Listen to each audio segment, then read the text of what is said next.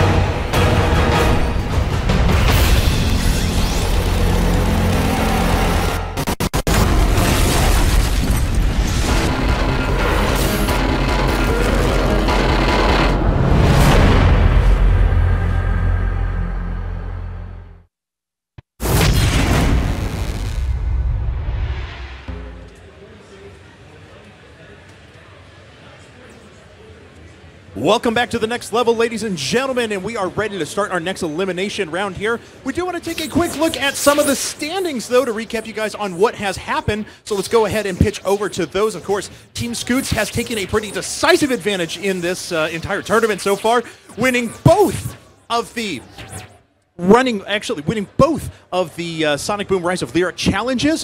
Scott did come out and actually dominated it first, and then his teammate Jordan came up and cleaned up afterwards. So as you can see, Scott still has all of his team members intact. He is guaranteed one person to be moving into the finals. Unfortunately, Team Mecha, Team Pterodactyls, and Team Trolls have lost one of their teammates, and they need to start making up some ground in these next set of challenges. Now, of course, this same format is going to be running out throughout the course of the entire weekend, where we're going to be repeating these elimination challenges. And just to remind you how our tournament flows, we have a quick video for you to show off our tournament format.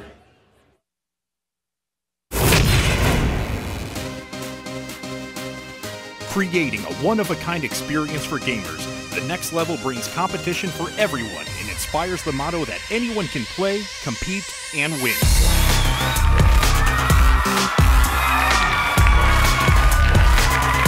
Our competition crowns the best all-around players through exciting challenges across multiple games and genres. The next level format features 4 stages of exciting competition: the open, coaches, elimination, and final challenge. Each day, participants will be competing to win a grand prize package, while simultaneously, their celebrity coaches battle it out to win a donation for charity of their choice. During the Open Challenge, participants register and compete on games, while the coaches assess their gaming skills. The top 16 gamers, based on overall cumulative score, will advance into the next round. In the Coaches Challenge, the celebrities compete for the advantage of being the first to draft players to their team. Based on their challenge rank, they will make alternating selection of the contestants. The Elimination Challenge steps up the game as coaches strategically select players on their team to compete in each round until the last remaining finalists stand.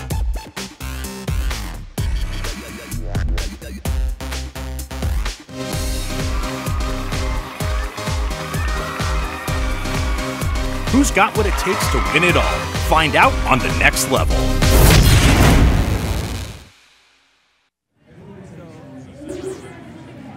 We are back, and it is time now to reveal our next game for the next elimination challenge here at the Next Level booth at PAX Prime. Now, of course, we are running through 4 possible games for our elimination challenges. You saw Sonic Boom Rise of Lyric before, but we also have Warframe Gauntlet and Far Cry 4 still remaining. So let's go ahead and take a look and reveal our next game.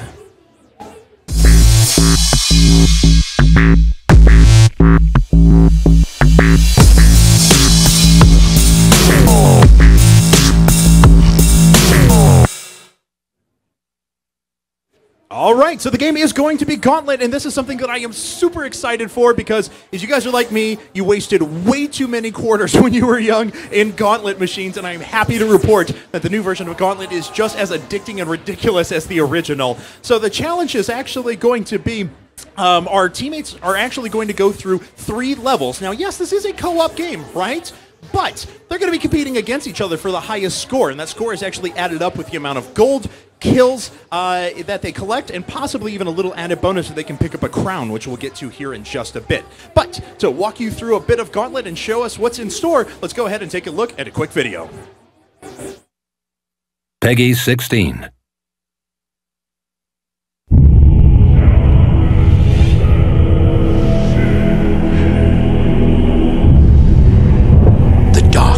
Calls. 4 heroes dare to answer. Fearless champions destined to face the horrors below. Warrior, Valkyrie, Elf, Wizard. Each is uniquely skilled in battle.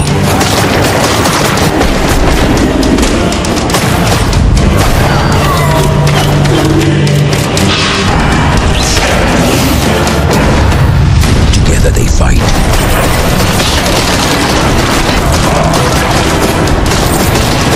Claiming untold riches.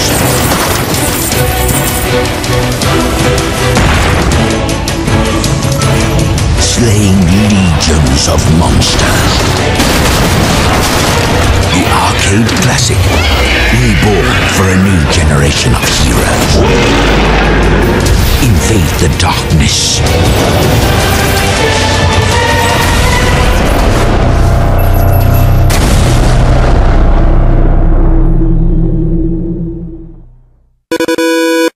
Warrior needs food badly. Hashtag need food badly. That rings some memories. Now, of course, if you guys are like me and you first heard that Gauntlet was going to be here, I kind of had an Obi-Wan Kenobi moment as I thought, now that's a name I haven't heard in a long, long time. But I am happy to report that the game is intact and more awesome than ever, as we will be jumping into this here momentarily. Now, just to reiterate, we will actually be playing through 3 levels of the game. Now, these levels are going to have wildly different objectives, which we'll get to here in just a bit. But overall, your objective, as one of the players, is to beat all the rest of the people that you're technically cooperating in the level with. You just want a higher score than them. So everyone's going to be duking it out, trying to grab each other's gold, trying to grab as many kills as possible. And then we may even see a little bit of backstabbing action. There is the possibility to, yes, just like in the arcade version, shoot food in case you don't want any of your teammates to be healed back up and in a little bit better position. So we're going to start this here in just a moment. Let's go ahead and kick it over to the game. All right, and as our players get loaded in here, there are, of course, 4 classes that we'll be taking a look at. And we'll describe those as we jump in. As you can see, there's our members there.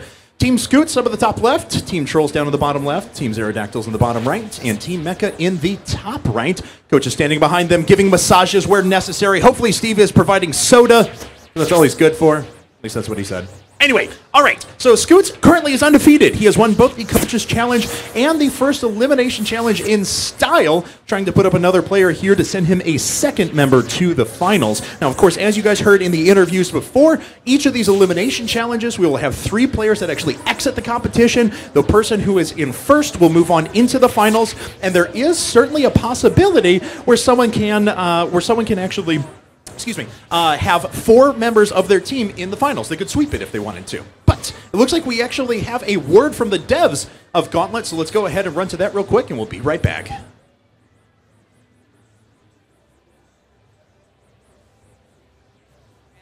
Awesome, okay. All right. I promise. It will happen. Kevin Nucky!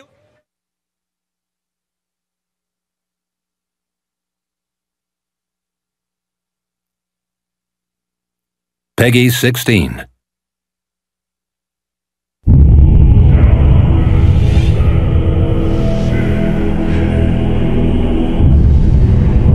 The darkness calls. 4 heroes dare to answer. Fearless champions destined to face the horrors below. Warrior, Valkyrie, Elf, Wizard. Each is uniquely skilled in battle.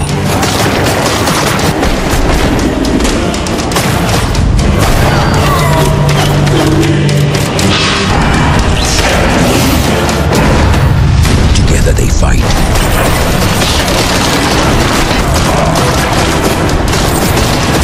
Claiming untold riches.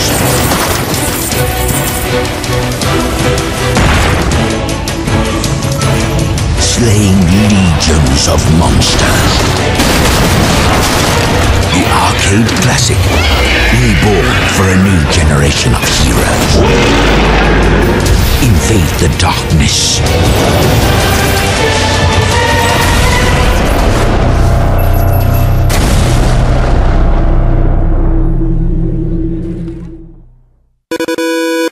Warrior needs food badly.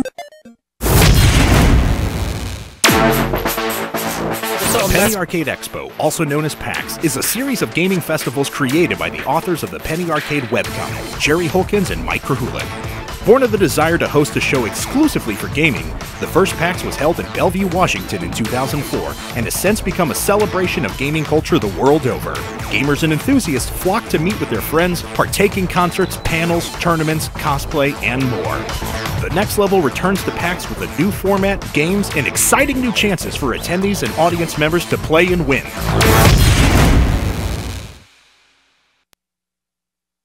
Peggy 16.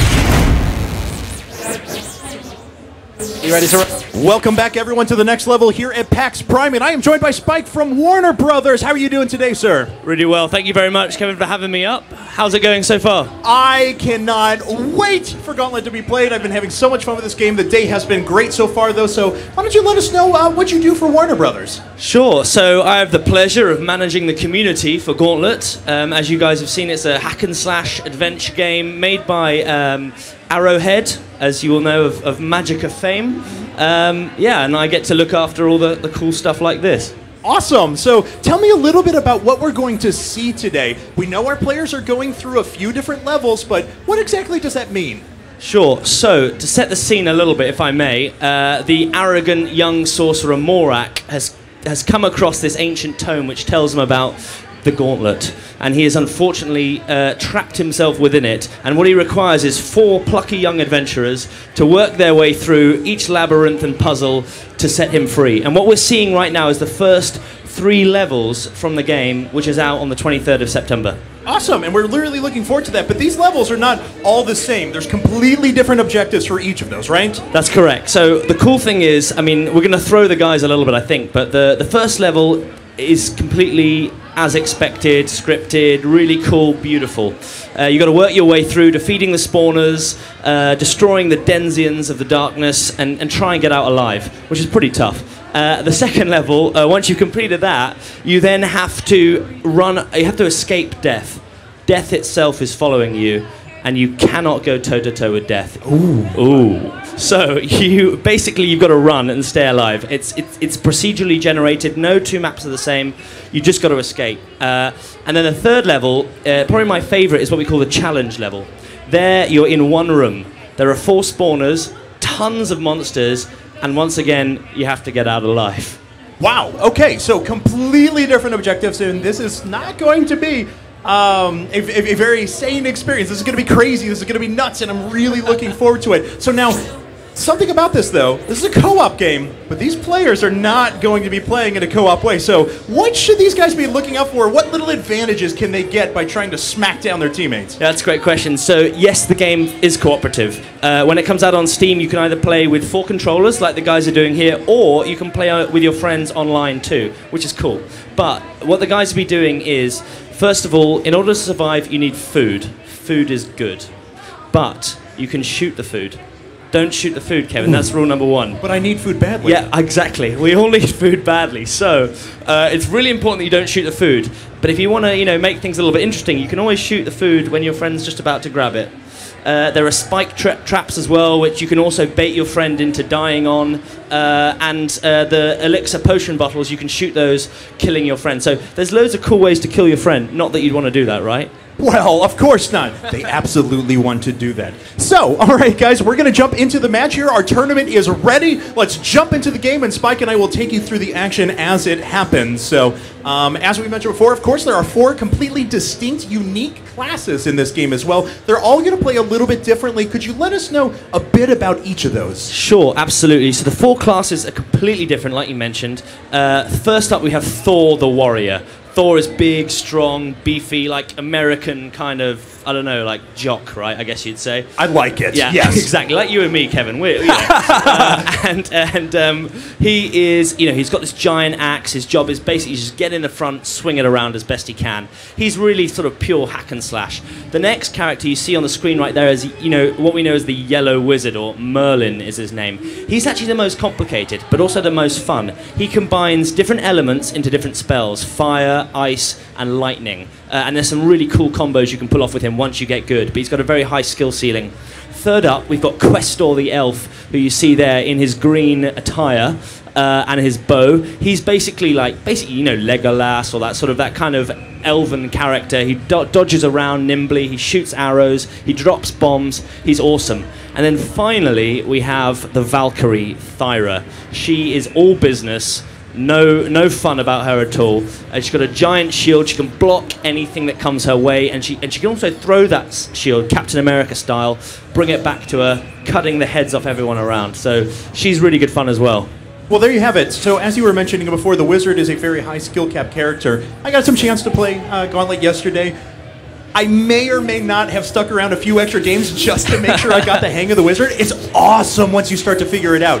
You have all these 2-button combinations that you can pull off to give yourself different elemental powers with the Wizard, and once you start to figure out strategy of, oh, now I need to protect, you can get in some really, really advanced tactics. I can see I'm standing next to an expert right now. When you talk like that, I can tell you, you know, you obviously know what you're talking about with Merlin. Yeah, he's great. He's really, really cool.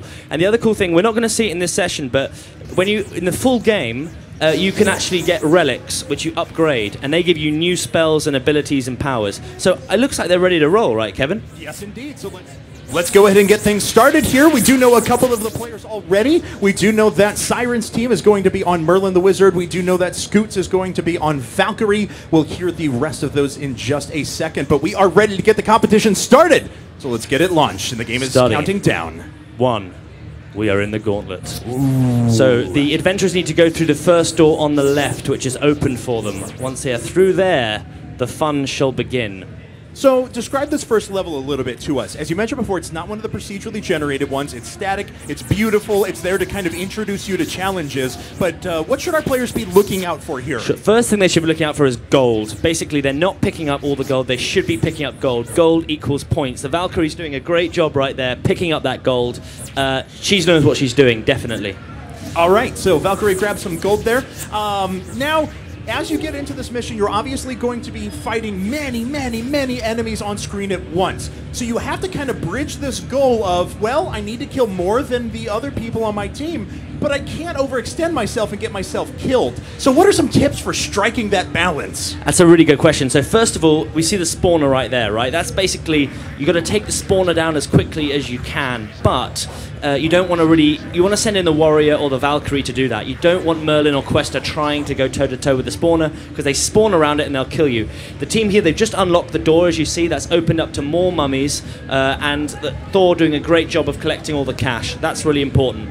Now, this particular room opened up because they had grabbed a key, and you are forced to do that here so you understand the concept of keys. But the general idea for this game is that you're not going to have enough keys to open every door in the game, so you've really got to choose which one works. Yeah, absolutely. And once you start playing the maps, you start learning the nuances, you can start speed running them. There are some doors, for example, that you don't have to open, some you can open to skip little bits, and that's when the game gets really rich and rewarding once you get through all that. Here the guys smashing down that spawner. Great job, really easy job there. There's another door they can open. Have they got a key? I don't know, Kevin. Yeah, I think the Valkyrie does, and looks like she was just waiting there for a little bit, trying to bait some of her teammates. Thor, back so look at Thor's life. It's going damage. down really, really quickly. I'm worried he was gonna die there. No, he needs food badly. Yes, he does need food badly, as a matter of fact. Hopefully his teammates don't shoot his food. No more keys left, so unfortunately they won't be able to work through that right door unless they would grab another key later on and come back. Thor, very smart there, goes up and just grabs food immediately before it can be destroyed. Absolutely, you've got to be really careful of these floated mummies, because they go up and they do damage to you, but once you hit them, they have an AoE explosion, and if you're caught in that, that's game over. And it looks like our players just narrowly avoided getting caught in that. And we have a bunch of spike traps on the field, so what can you do with those? Yeah, so that's the idea. Get across them as quickly as you can. Obviously, Questor can roll, Valkyrie can shoot through there, but some of the slower characters have difficulty, and like we saw with Thor there, you don't want to be stuck on those spike traps. You will lose health.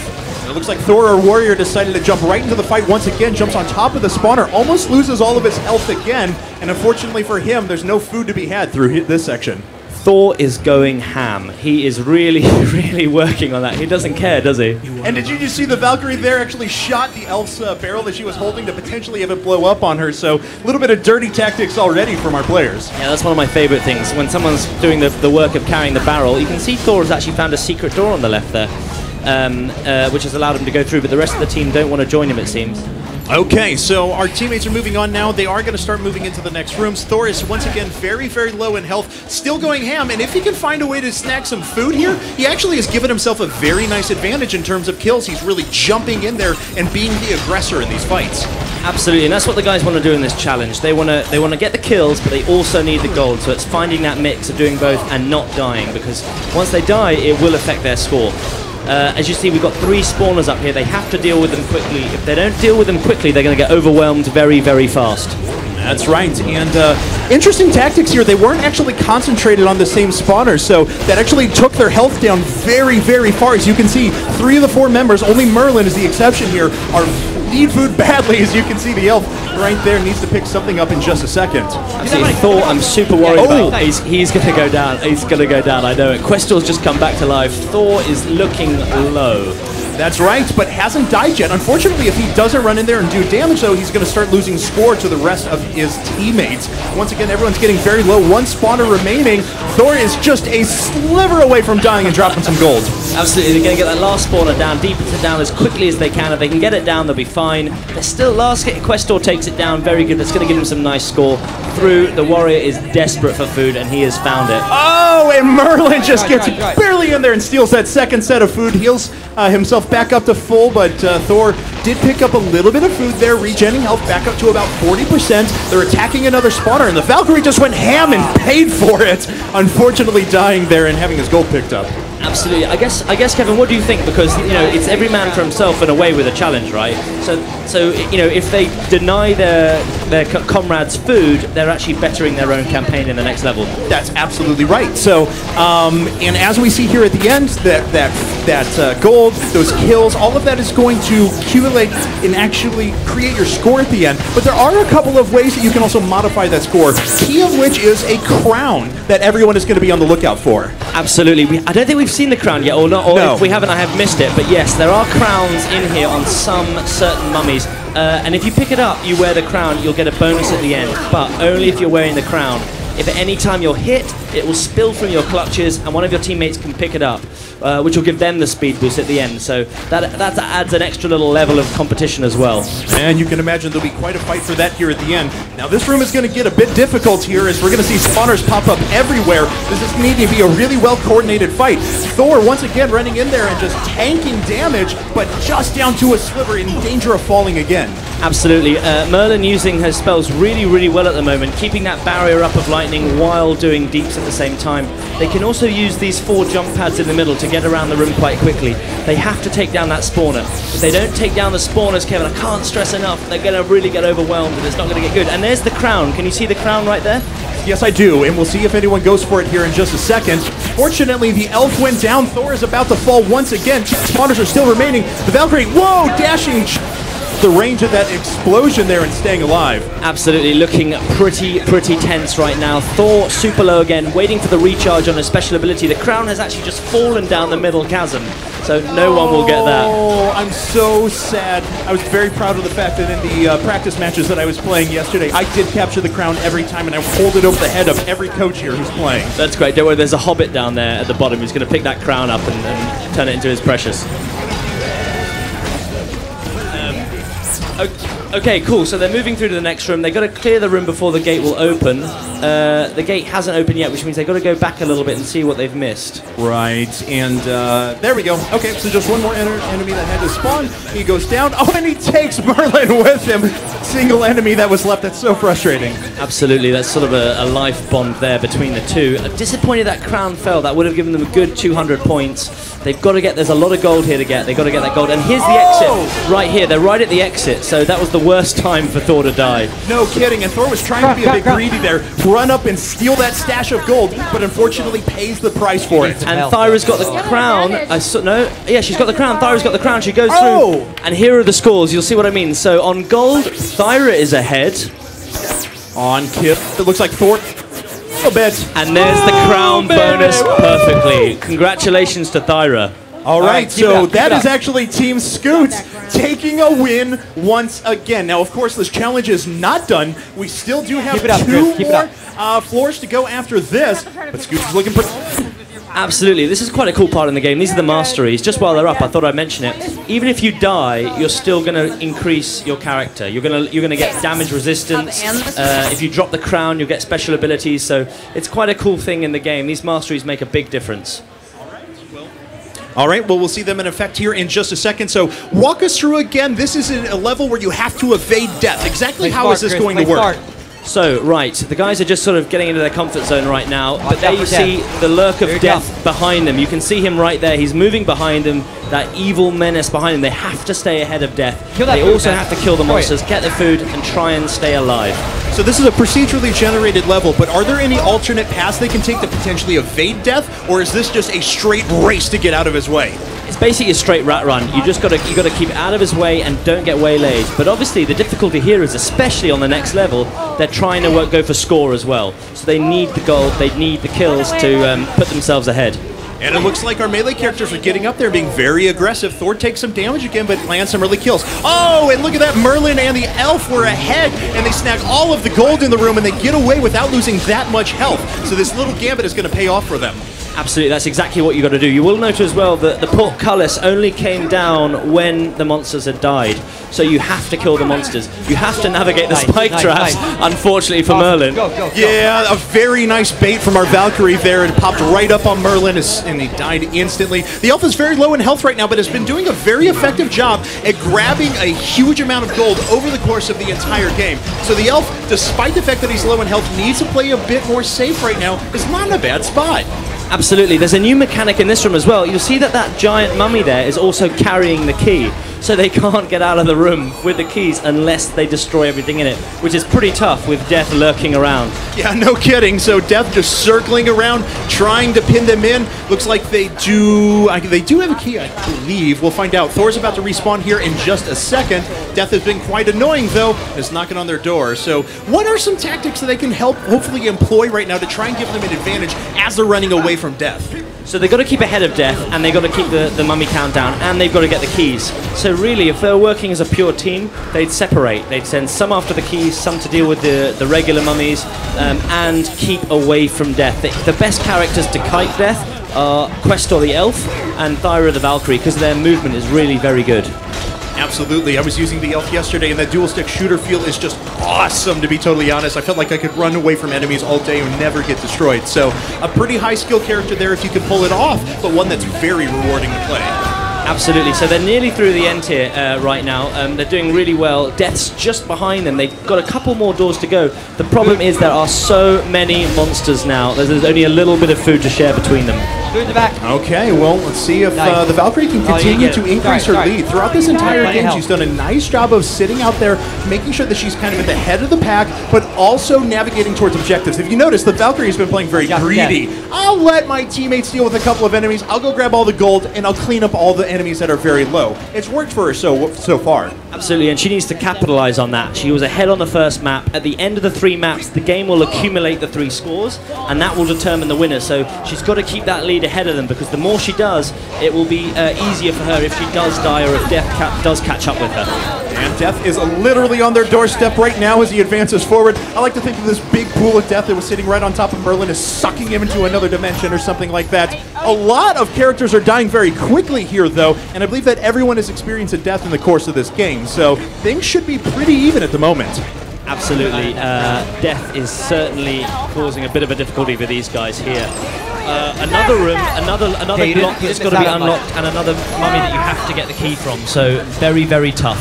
Keep that crown. Okay, we'll see if they can make their way up above this jump pad here in just a second. They take a quick pit stop to snack some food. Oh, that was very critical for Thor, who was down to about a quarter of his health. Now regens back up to full and stands a much better chance in this game. Kevin, who's leaving all this nice, tasty food around the dungeon? I don't know. I don't know, and it's always so hot and fresh, and I need it so badly, but... It must be the same guy who's lighting all the fires, right, and the candles. Oh, yeah, absolutely. Nice. I always want to know the unnamed person behind all of the dungeons in Gauntlet, to be honest. Everyone loves a well-maintained gauntlet. That's rule number one, right? Absolutely. Otherwise, you get no adventurers to come and join, you know. All right, so Valkyrie once again at the lead here. Unfortunately, trapping the elf behind, very bad manner. Oh, it actually traps her into death as death spawns. So a bit of an unfortunate circumstance for our elf. Absolutely, and that's the problem with the procedurally generated maps, that you don't know what's coming. You don't know where the end is. There's no way. I can't even tell you right now how far they are from the end, because I literally don't know. There could be some algorithm right now giving them an infinite dungeon, just sort of punishing them. I hope it happens. We'll just stand here for about 12 hours and continuously commentate this one match. I'd be very happy to do that. Lots and lots of deaths, which makes for a very, very fun game. But here they are, right at the exit. I'm looking forward to seeing the score. Who do you think it's going to be? Who do you think the winner is? I got to say the Valkyrie played the most aggressive and should have been rewarded for it, but we'll find out. Absolutely. So Thyra again ahead. Very good. Oh, wow. A dominating victory. That's 2 of 3 already for Scoots. And an incredibly dominating performance in this entire tournament so far. Absolutely. I mean, whoever that player is has done really well. You know, used the character very, very well. And I'm really happy to see that you know, Thyra played well and dominating the scores. That's great. And I gotta say, though, a big hand to the elf there. The elf was a bit behind in the previous round, was fairly significantly behind our leaders. This time really jumps back up to the forefront and shows that the elf is a character to be contended with. Absolutely, and we're moving right now onto the challenge map. So this is where it's all really, you know, there's still points to play for, and there are lots of points. You'll see there's a lot of gold in this map and a lot of monsters, so perfect opportunity for the rest. So are you expecting a lot of high-risk play here? People that are just going to leap into a million enemies and hope they survive? Who dares wins, I think, it should be the motto right here if I was playing as one of the other characters. See, there's lots of gold right from the beginning. They've got to go around, get the gold, and then worry about the monsters in a little bit is how I would do this map. And interesting, Thor jumps in and steals food at full health right away, just ensuring that no one else can grab it. Valkyrie once again sneaks in there and steals it from the elf, so the elf is very low in health. Spawners appearing everywhere on the map, though. Absolutely. I think there's a bit of a rookie error by the team there, Kevin. They've killed the food, or they've destroyed the food already. They've eaten the food already. I would not have done that, knowing how many monsters are going to be spawning in this map right now and making these adventurers' life hell. Well, then we're going to see a lot of people die here in a second. So, we already have had one death, the elf, who is actually back down at half health once again after just a couple of quick hits from some of the mummies. The Valkyrie is down to about a third of her health remaining. The elf just has to stay out of the way, and unfortunately you can't do that on this map specifically, where you've got to get in there and you've got to start tangoing with those enemies. So you'll see Thor's wearing the crown right now. He wants to keep that crown. He knows how valuable that crown is when it comes to points at the end of the game. He needs to keep hold of that. Unfortunately, like we've just seen there, easier said than done.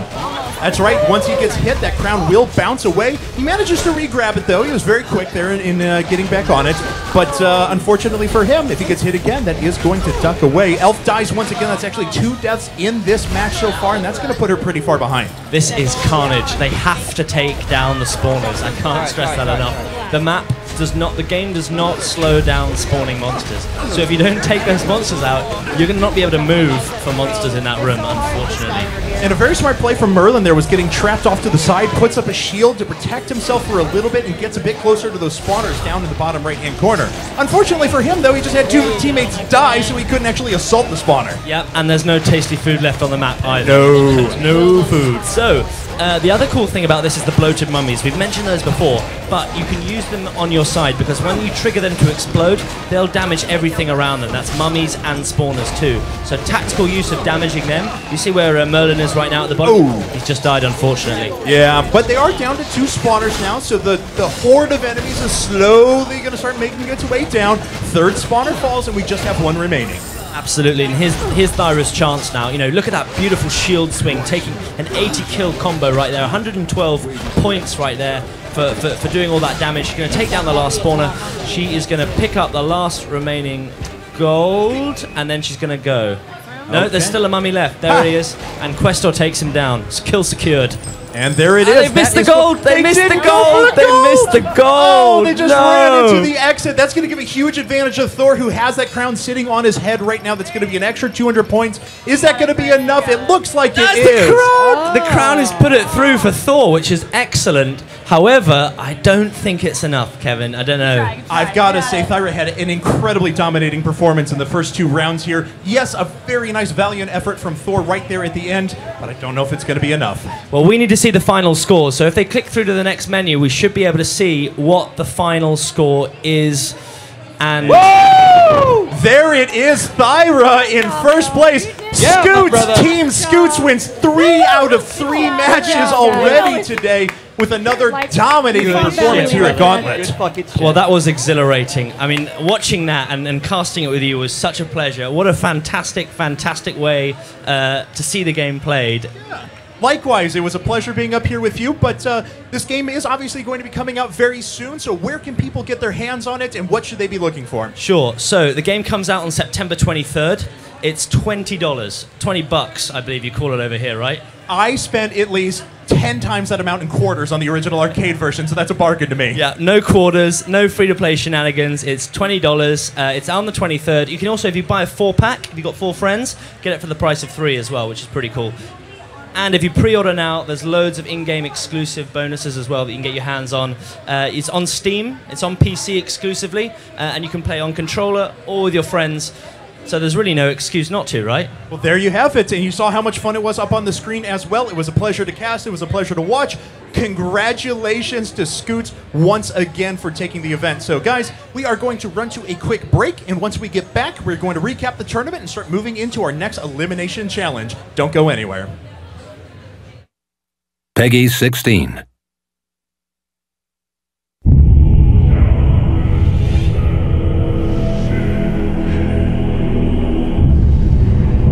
The darkness calls. 4 heroes dare to answer. Fearless champions destined to face the horrors below.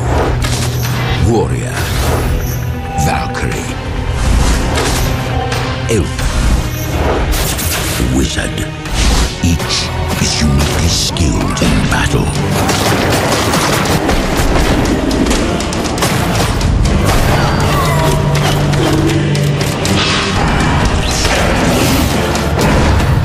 Together they fight.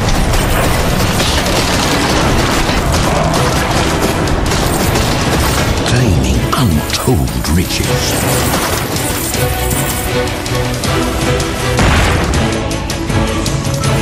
Slaying legions of monsters.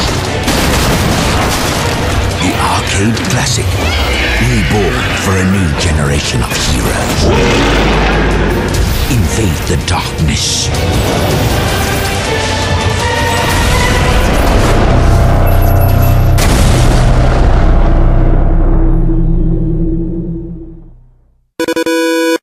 Warrior needs food badly.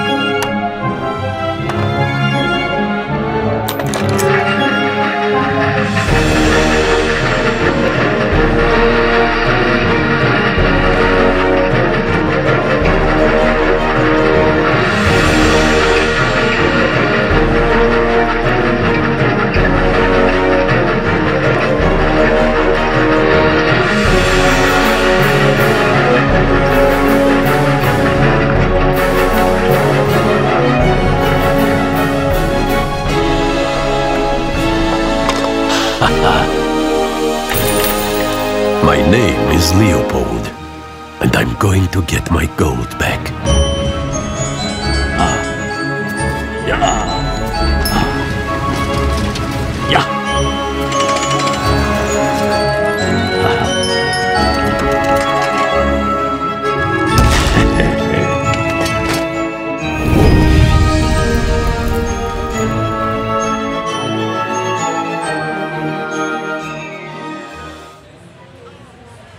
Welcome back, guys. I'm Anna Prosser Robinson. I'm here at the NVIDIA Skybox, and we are ready for another floor challenge. In the floor challenges, we play games and compete just for fun and for an NVIDIA swag bag. But this has nothing to do with the next level tournament. The judges don't even get to talk to these guys. This is just for fun. These are my new friends, Patrick and Jason. Welcome to the stage, guys. Patrick, how has your time been at PAX so far? Is this your first one? Third one, actually. Third one. How is this one compared to the others? It's pretty nice. Lots and lots of people here. How about you? It's good. Great show so far. You been playing a lot of video games? Trying to. The lines are kind of long, but... Yeah? There are a lot of lines. Have you guys gotten a chance to play this game yet? Not very much. Not very much, but you've at least played it once? Yes. And what about you? Have you played it at least once? I'm an expert already. Oh, wow. Fighting words already. So what we're going to do is we're just going to play the first level of Leo's Fortune. Leo's Fortune is this nice little puffy round guy with a very Nick Offerman type mustache. All of his gold has been stolen. His entire fortune has been stolen, but the diabolical menace who stole it has left coins in a Hansel and Gretel style fashion that he must follow to find out who stole his gold and reclaim all of his fortune. So you guys, as players, are going to play the entire first level. We're going to be looking for how many coins you got. So we want to make sure you collect all those coins. If you tie on coins, we're going to be checking how fast you completed the level. If for some miracle you tie on time, then whoever died the most is going to be the loser. Right. Okay, so I'm going to count down 3, 2, 1. You guys are going to start playing. When you do, I'm only going to be able to see one of you on the big screen, so I'll be casting that, and then we'll just have to check in at the end and find out who's the winner, okay? So as soon as I say go ahead and press A to start that level. Are you ready? 3, 2, 1, go! All right, let's see who we get to watch here. I think we're watching my friend Patrick. I used to be Leopold. We are. All right, Patrick. You can go ahead and start because your game is counting your level already. All right. So as you can see, our friend Leo, I think his full name is Leopold, which is adorable, giggling as he jumps and catches his gold. You've got all sorts of mechanics here. The most important one is you're kind of like a rolling ball in a way. Although he's not rolling, he's kind of scooting. But your physics are going to keep you moving across this course. So as you can see, you can use kind of that centrifugal force to catapult yourself off the walls. You're going to be needing to use those in S-curves later. You can also move these obstacles around. He's kind of a little inventor, Leo is, and he's made you lots of bridges, things that you can climb up on, traverse across, spikes you should avoid. I don't know why he invented those. Maybe it was the person that stole his gold. I don't know. You can also double tap that A button. That's going to make you super, super floaty, kind of a double jump there. I wonder how it This works. mechanic is going to need to, right there, you have kind of what we love to call a butt womp in my living room as a child. That down movement that's going to slam against something. So you also have that. Simple controls that are fun and fairly familiar, but also pretty fresh. This is an invention, so you're going to have to find that lever and push it. There you go. You're going to have to push it until the bridge comes down. As soon as that bridge is down, Leo can jump on top of it and scoot over the abyss, making sure that his fuzzy little face does not fall to its doom. Now, it looks like we may have Patrick in the lead here by just a little bit. We'll have to check in at the end to find out for sure. But Patrick is going to have to figure out how to knock down this wall. It looks like he's found the lever. Leopold is going to puff himself up and squeeze through so that he can climb up and find that other lever. Now, I think the toughest part of this game for people who haven't played it before is these S-curves, where you've got to really make sure that you're pressing the right direction at the right time so you're not falling. The temptation is to want to jump, as someone who's played lots of platformers, but if you jump too early, you might end up against those spikes. So you've got to really ride those walls. I've been asking myself what I think Leopold is, or Leo, what he is. He reminds me of those little puffballs we used to make crafts out of in grade school. Oh no, we have a fatality. So Leo can't touch those spiky balls. He is vulnerable just like the rest of us to spikes. He must use his force to swing that platform back and forth, make sure that he can hop across. that momentum. There you go. Use it to get out from under the spikes. Awesome. Good work. All right, now we're probably, I'm guessing, somewhere about halfway through the level.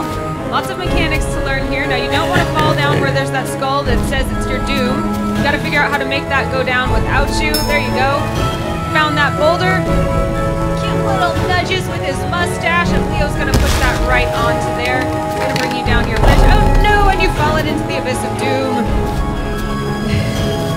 But luckily, Leo spawns quickly. You can get right back onto the course. Looks like our competitors are pretty close. They're both on a very similar phase of this level, so I have no idea who to tell you is winning. The winner will get an NVIDIA swag bag. NVIDIA, of course, produces the NVIDIA Shield, which both of our competitors are playing on. It's a really, really neat handheld system that does a lot of... Oh, we have a finish. All right, we'll keep going because we don't know when his timer started, so you're almost there.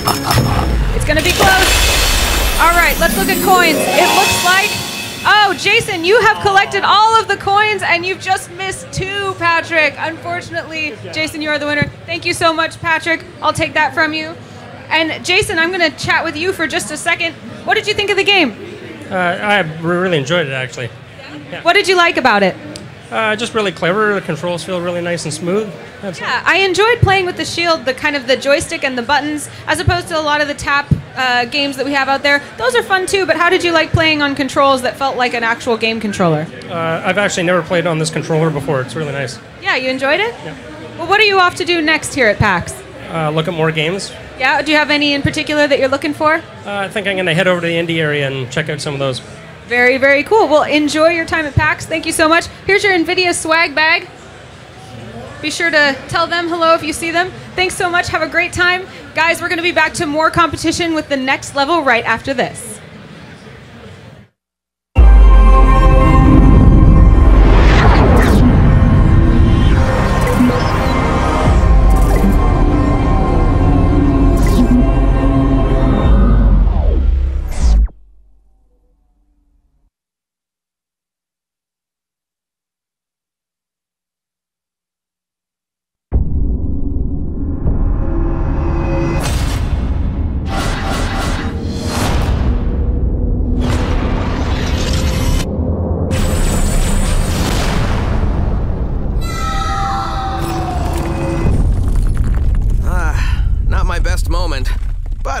Even when facing certain doom, I still look good. It was just a regular day, foiling another one of Dr. Eggman's evil plans. Uh-oh.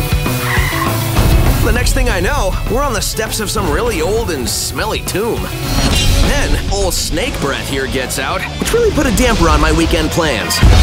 I'm going to rid this world of all organic life forms and rebuild it piece by robotic piece. Somebody needs a hug.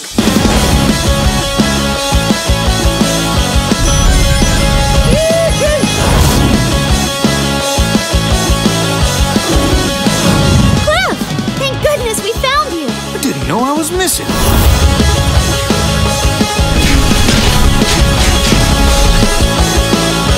The time has come to finish what we started. Rise, my warriors! This is going to be so awesome!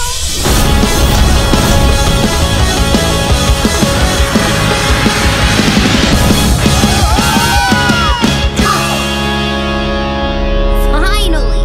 An easy one. Whoa! You just had to say something, didn't you?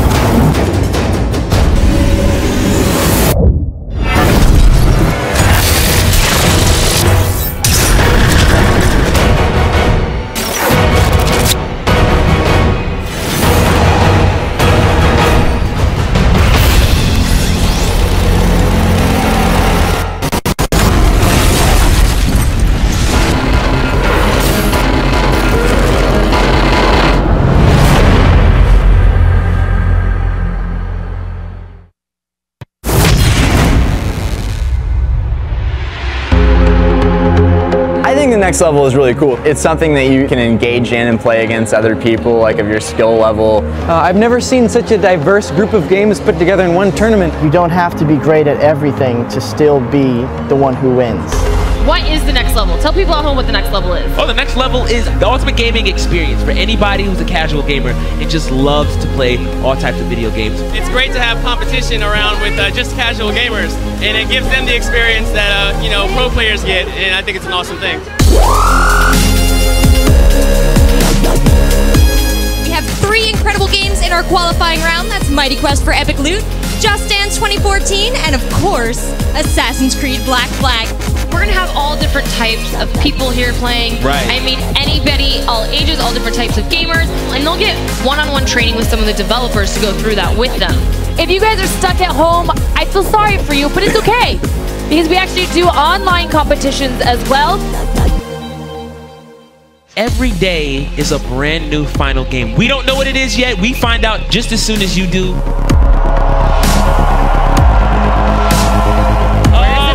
Gonna be a clutch moment. He needs that power pellet to do it, and he gets killed. And the winner is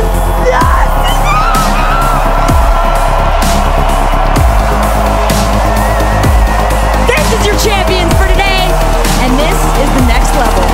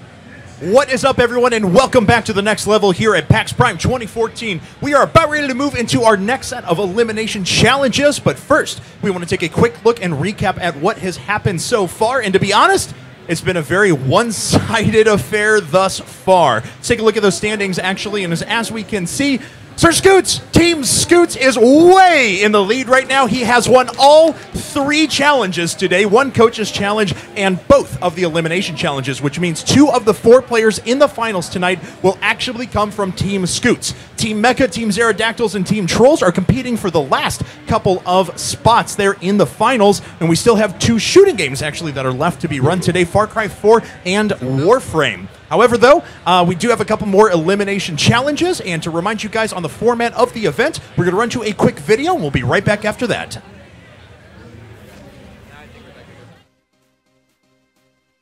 Creating a one-of-a-kind experience for gamers, the next level brings competition for everyone and inspires the motto that anyone can play, compete, and win.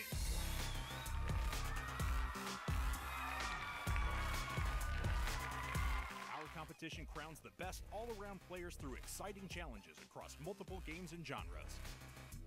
The Next Level's format features 4 stages of exciting competition: the Open, Coaches, Elimination, and Final Challenge. Each day, participants will be competing to win a grand prize package, while simultaneously, their celebrity coaches battle it out to win a donation for charity of their choice. During the Open Challenge, participants register and compete on games, while the coaches assess their gaming skills. The top 16 gamers, based on overall cumulative score, will advance into the next round.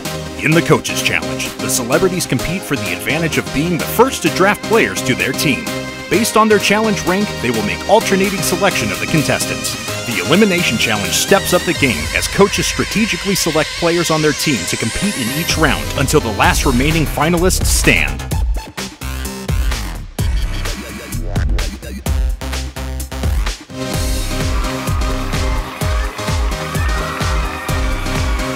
Who's got what it takes to win it all? Find out on the Next Level.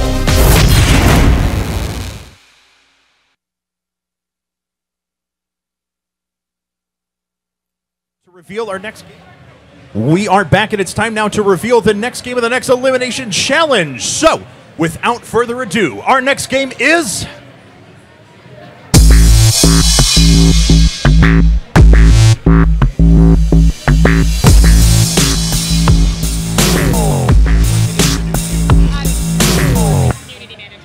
Rebecca, the Warframe Community Manager? That's just fine. Yeah. Cool.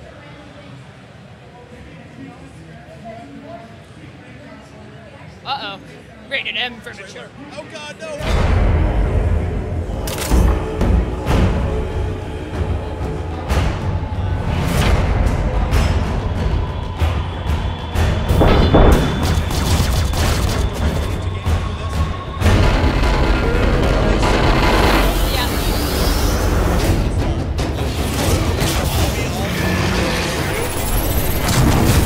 And then I'm leaving.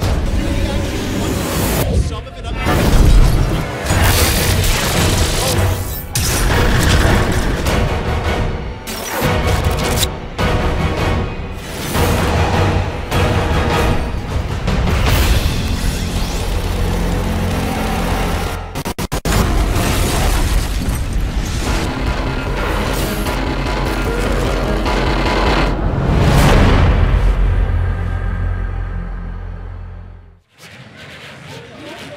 We are back now, and I am here with Rebecca, the community manager for Warframe. How are you doing today, Rebecca? I'm good. How are you? It's good to be here. Boom! I am doing wonderful. It has been an amazing event so far. Oh, yeah. And we're about to jump into Warframe. So what exactly is Warframe? Warframe is a co-op shooter. It's basically ninjas in space. You and your buddies team up with your sword, your gun, your power suit, and you're going to kill all the enemies you can to be the best space ninja you can be.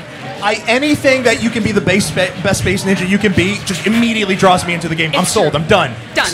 So you guys are already out for a couple of platforms right now. That's you guys right. are out for PC and PS4, and Xbox One's right around the corner, right? It's next week, September 2nd. Ooh. Yeah, it's happening very soon. Things are going, little indie studio in Canada coming out on all these platforms. So we're super happy, and you can play it on Xbox on Tuesday.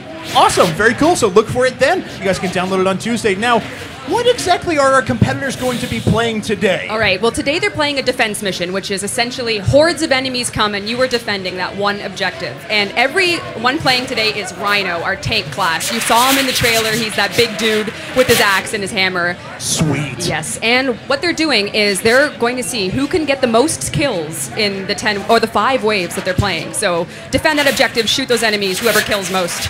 All right, there you go. We're actually going to have 3 rounds of competition. All of our players will be playing on every combination of teams possible. Even though, just like Gauntlet, even though they're teamed up together, they're still competing for the highest individual score, though, so a little bit of backstabbing action might happen. That's right. I hope to see a lot of headshots, and it is a co-op game, like you said, so...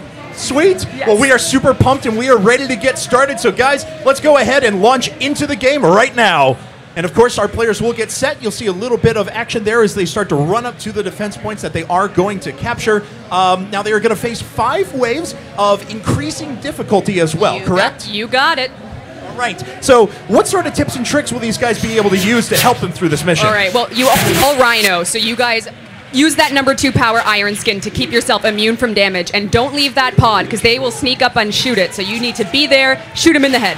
All right. Well, there you go. There you have it. And we're going to jump into the game right now. So thank you very much, Rebecca. We see our competitors getting started there. Once again, representative from Team Scoots in the top left-hand corner, Team Trolls in the bottom left-hand corner, Team Pterodactyls in the bottom right, and that was Team Mecha in the top right. So there we have it. We're going to get things started now. As you can see, Scoots is guiding his team member there.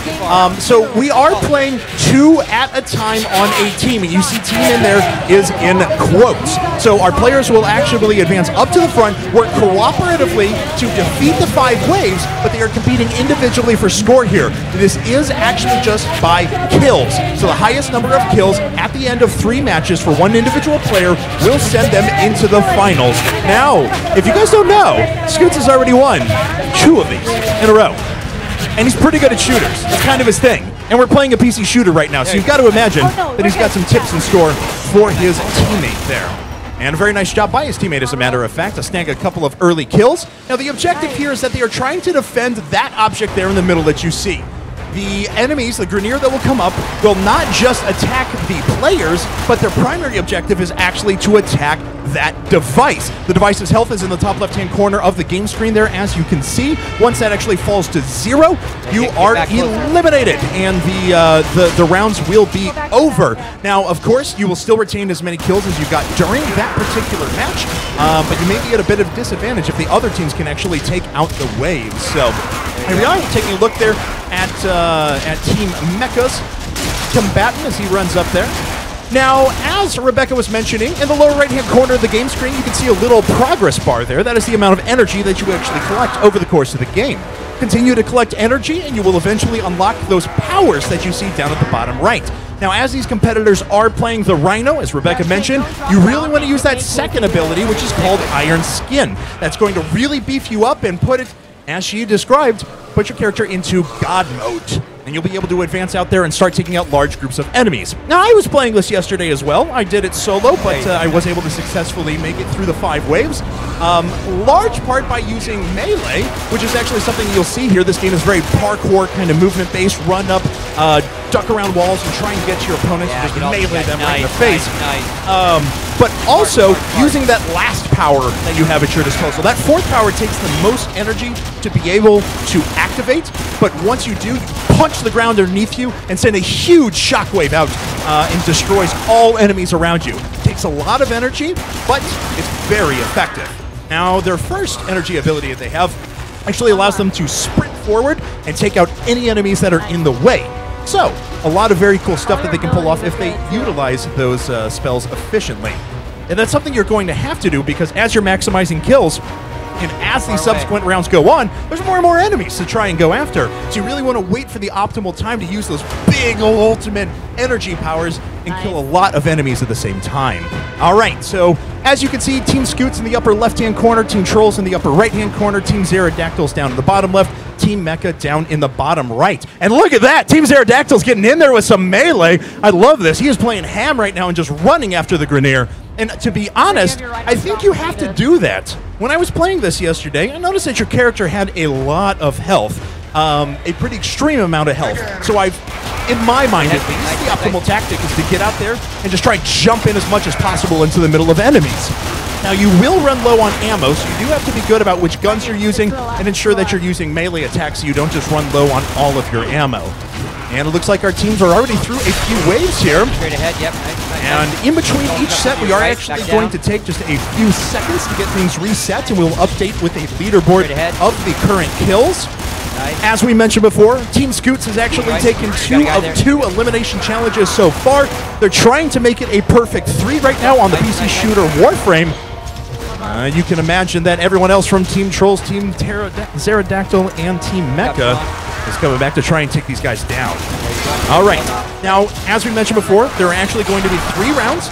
So we have this one in progress right now. Then we will shuffle the teams, and they will start again, and we will re-add up their kills after the next subsequent rounds. Once every player has been paired with every other player, that will take 3 rounds, and we will tally up the score. So there we have it. Our first round is complete. We're going to have some We are going to have a tally of those kills here in just a second, but a very nice, efficient, clean kill there for our team. So we'll get that updated for you here in just a moment. We are going to be reshuffling the teams, though, and jumping right back into this. And we'll get that here in just a second. And we'll also have Anna join us up here in just a bit to help me with the commentary. Now, Warframe, of course, as we mentioned before, is currently available for the PC and PS4. I myself have been playing it on my PS4 quite a bit. It is a super fun game, and I highly recommend you guys check it out. It is a free-to-play game as well, and as we were talking to the developers yesterday, they love the fact that this game, you can accomplish everything in it just by playing the game itself. You don't have to go out there and spend a huge amount of money to be able to get new characters and things like that. Simple quests and pickups will allow you to unlock everything in the game. So a very fun and rewarding system on top of that. Of course, the game is coming out to Xbox One on Tuesday. You will be able to download it and play it for free there. So we're just gathering the scores up right now. We'll jump into that here in just a second. And like I mentioned before, if Anna wants to join me for commentary, then we will certainly do that here in just a second. She looks excited, but she doesn't have a microphone, so we'll try something else later. All right, guys. So as we mentioned before, everyone has an individual hashtag for this event. And if you want to voice your support for one of the teams, then get out there on Twitter and hashtag them right now. Steve Zaragoza's team is under Team Zerodactyls, hashtag Team Zerodactyls. Lindley's team is hashtag Team Mecha. Scott's team is hashtag Team Scoots. And Siren's team is hashtag Team... Oh, geez, I just lost it, and now I feel like a jerk. Anyway, guys, we'll get to that here in just a second, as we will add up those scores momentarily. So, Warframe has been a very fun experience, and the cool part about it, too, is when you're actually online, you randomly get paired with people that are all the way across the world. So you'll jump into the middle of a fight, you think it might be a solo adventure. No, you're going to get a squad of teammates from across the world. It's really cool and innovative way to split up the missions. I'm super excited to get back into it once I get back home, too. So, momentarily, as soon as we have it available, we will show the scores up on the screen here in just a second. And it looks like Anna's getting ready with her microphone as well, as our coaches are actually giving a little bit of advice to their teams and reviewing the previous round. So, hello, Anna. How's it going? How are you doing today? How are you? I'm doing pretty good. I just watched a bunch of cool Warframe. What's going on with you? I have not watched any Warframe. I wish I was watching Warframe. I enjoyed played it yesterday. Well, now you're going to commentate Warframe with me, so we'll be watching a lot of Warframe. I had a good time because I admittedly am not a very good shooter. Really? I generally stick to like my RTSs. Right. I've been liking, you know, some MOBA style hero brawlers. I like platformers. I like RPGs, but shooters have always been kind of like the last frontier that I have not conquered. Gotcha. And so playing Warframe yesterday, I like didn't want anyone to look because they didn't know I was so bad at it. But I mean, the community manager who was just here talking to you, so nice, coached me through the whole thing. I actually got a higher score than Sir Scoots. So yeah, I'm calling you out. I'm calling you out. Getting called out. All right, I love it. Well, we are actually ready to start the next game, so let's go ahead and jump into the action right now. Now, I am certainly excited for the next round here. I think players are getting a hang of the game right now. We didn't see much of the use of some abilities there. I would love to see some more abilities used in this game. I think they're going to be super helpful here, and it looks like we are jumping into the game right now. Yeah, have you already mentioned those abilities, Kevin? Because they're really interesting, especially with the Rhino suit. I thought one that was particularly indispensable was that, I think it's called Rhino Skin? Yeah, the Iron Skin, yes. Iron Skin, right. Yeah, and that is the ability, like we said before, where once you fill up your energy bar enough to activate the second ability, you hit 2 on the keyboard, you will activate Iron Skin, and as Rebecca put it puts you into God mode. You become very, very resilient to damage. You can really just walk in on enemies and just start slicing and dashing them to pieces.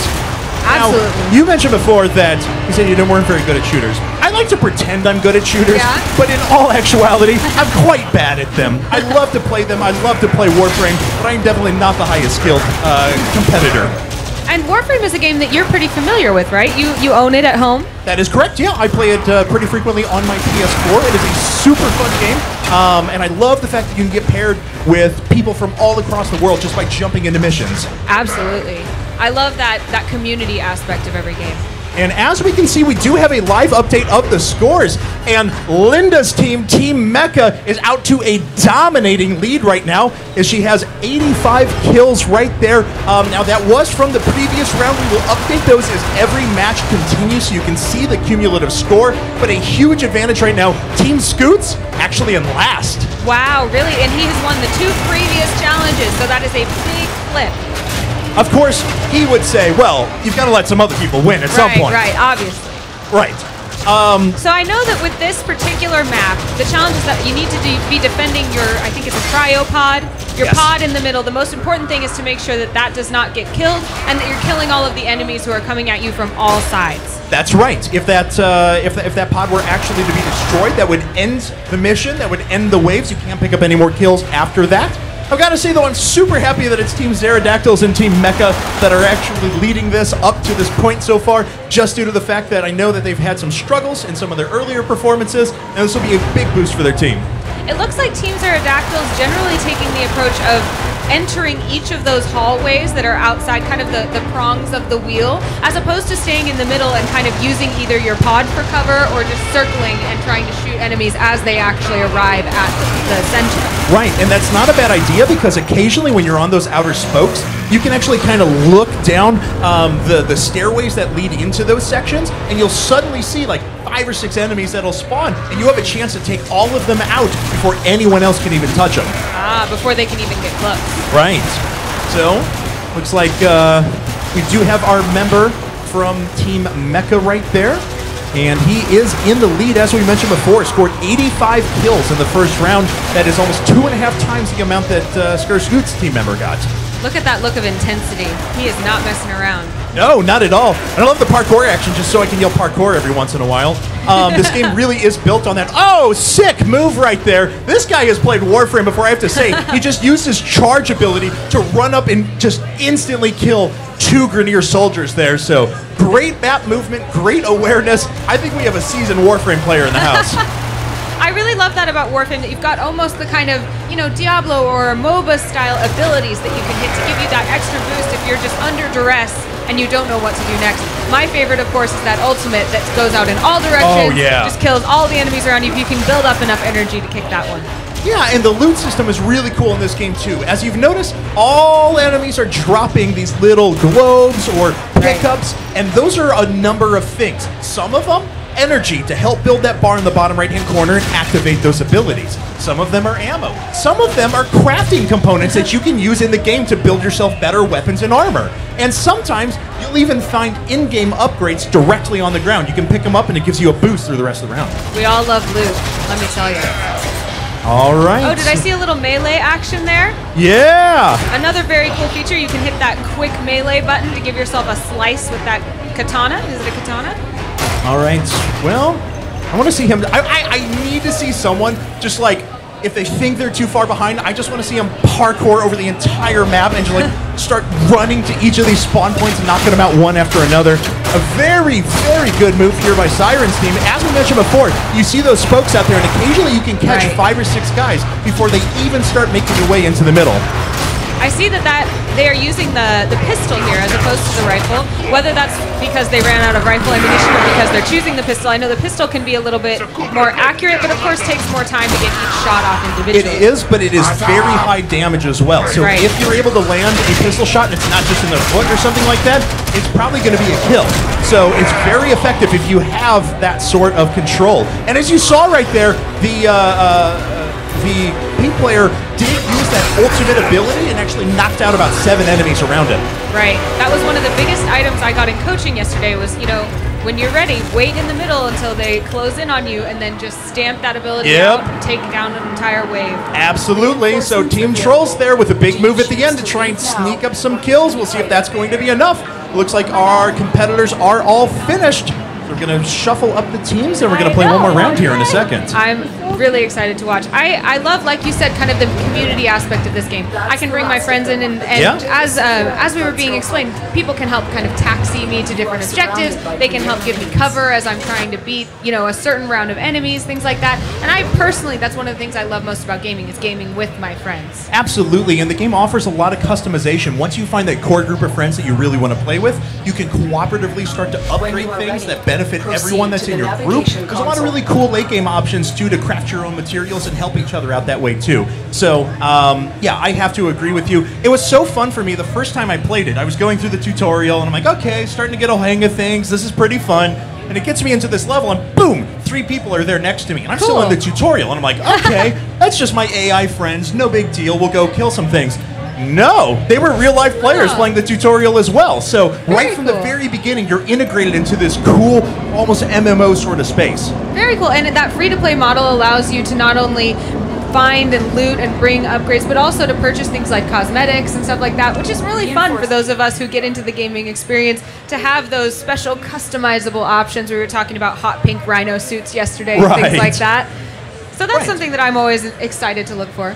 Yeah, and like the devs were talking about before, a lot of the emphasis for their model is on the cosmetic items. They are very much, they don't want to have the perception like, oh, you have to pay us money to win at our game. No, everything is unlockable just by playing the game. They're not going to gate anything behind you that you have to pay for. So that's a very, very cool aspect of it as well. But if you're impatient like me and you just want a hot pink rhino suit, you can just buy one. Yeah, I suppose so. You definitely could do that. And it looks like we are ready to jump into our next game right now. So let's go ahead and fire it up, and let's see who has taken the lead here at the Warframe Elimination Challenge at the next level booth at PAX Prime. Let's see if Sir Scoots brought back his mojo. He's gotta. If he loses at a shooter, his life's over. I mean, that's pretty much it, right? It would be a shame to show his face again. It's a third-person shooter, he is informing us, so it doesn't count, apparently. All right, it really Scott. Makes a All difference. right. Okay, so as we can see here, is a member from Team Pterodactyls. Looks like he's camping out, waiting for those members to start creeping their way up. A very smart strategy. You can see these players are starting to get a hang of where the enemies spawn from and where they need to be positioned. Right. And you can also see something really interesting about the interface for this game is they want to keep it unobtrusive, and if you're looking to find out what abilities you have available, those 4 dots right underneath your sight there show you which abilities you have ready to use and which one you just used previously. Which is something that was nice for me as I'm frantically trying to make sure I'm aiming correctly and don't want to take my eyes off that center.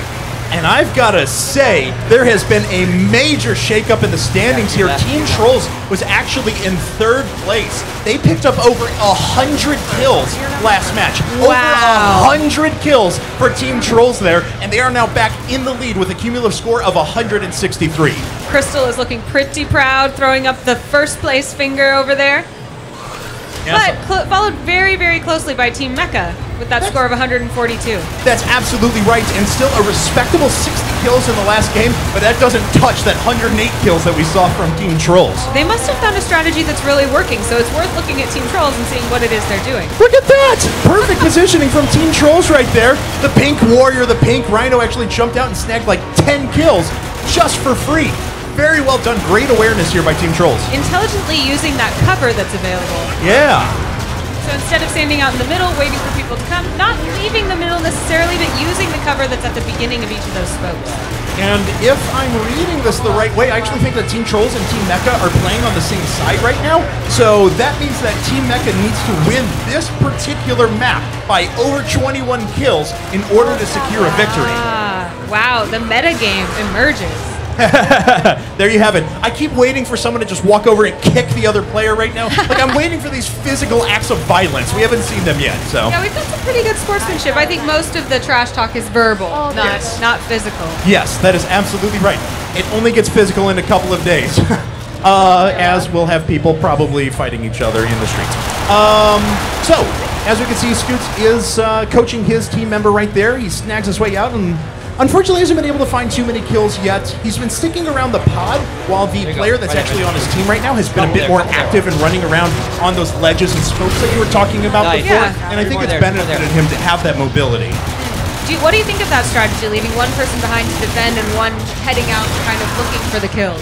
Yeah, I mean, it seems like the top strategies I've seen so far are to position yourself and wait for some of those waves to come in, get those 4 or 5 easy kills right away, and then immediately run to the other side of the map. Because by that time, the people that were coming from the other side will already have gotten in position, and you can snag a few extra easy kills there.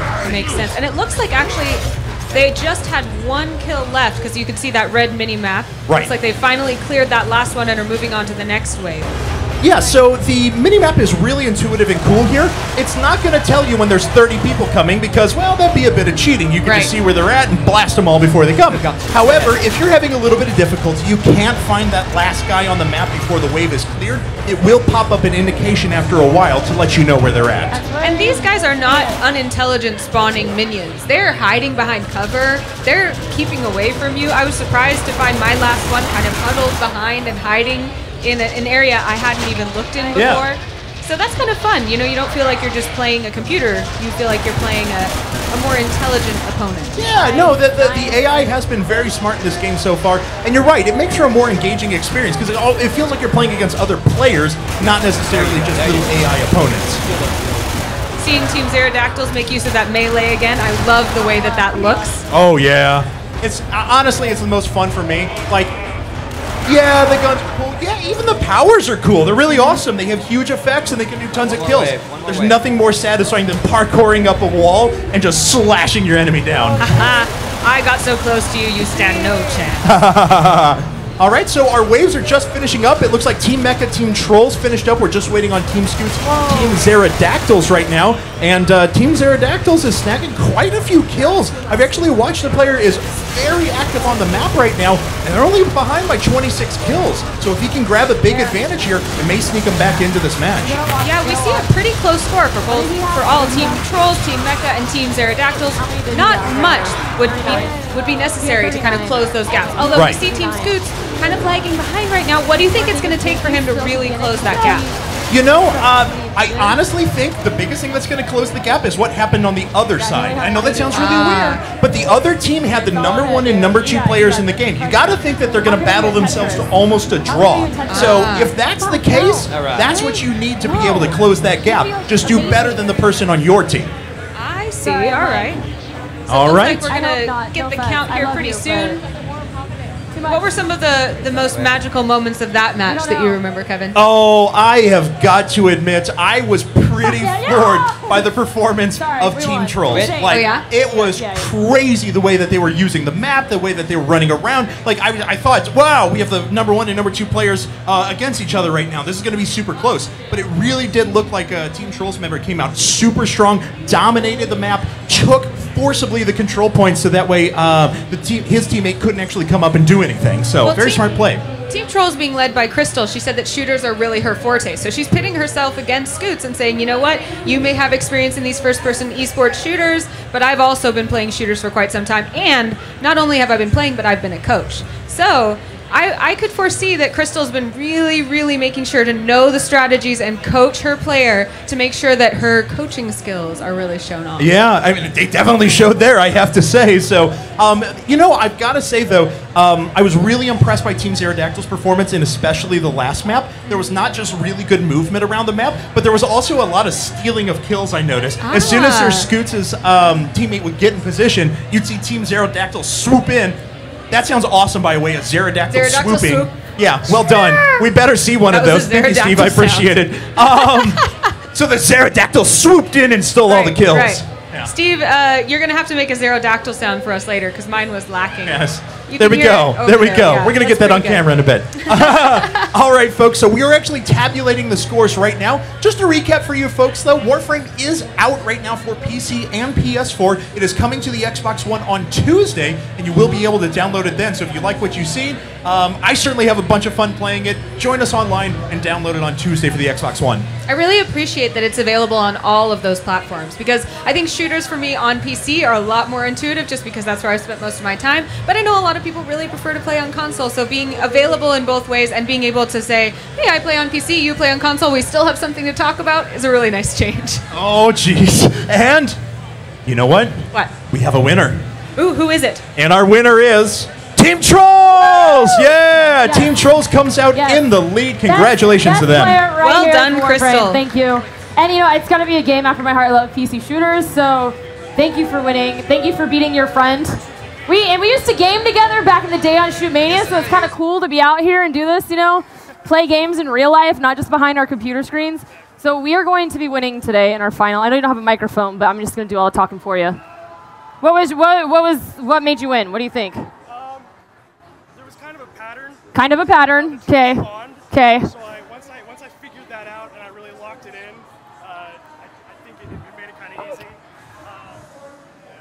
There we go.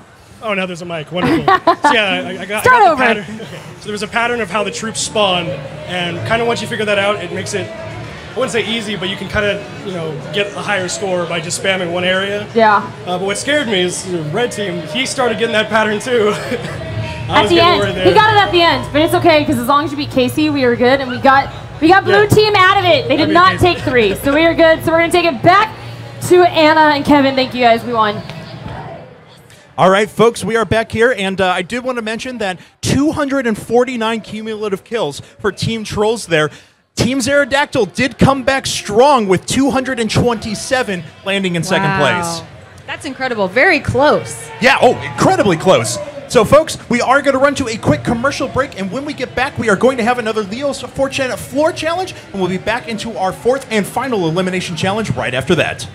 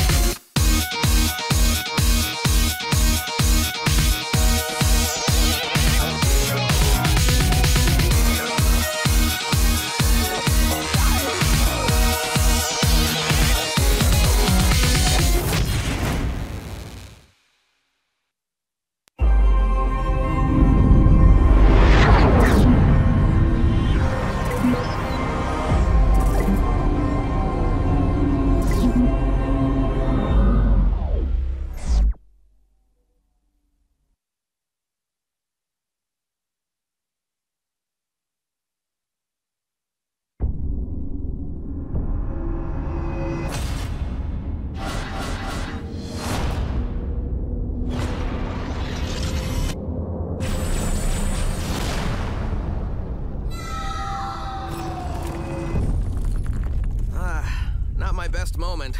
But hey, even when facing certain doom, I still look good. It was just a regular day, foiling another one of Dr. Eggman's evil plans.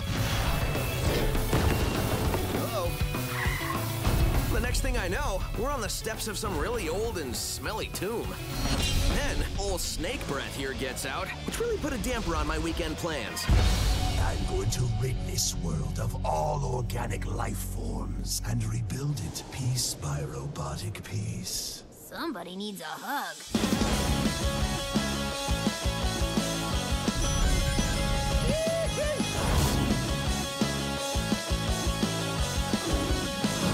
Cliff! Thank goodness we found you! I didn't know I was missing.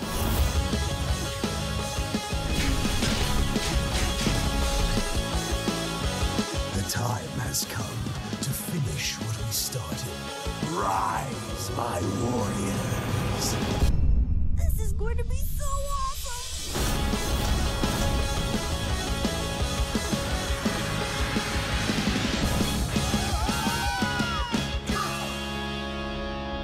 Finally, an easy one.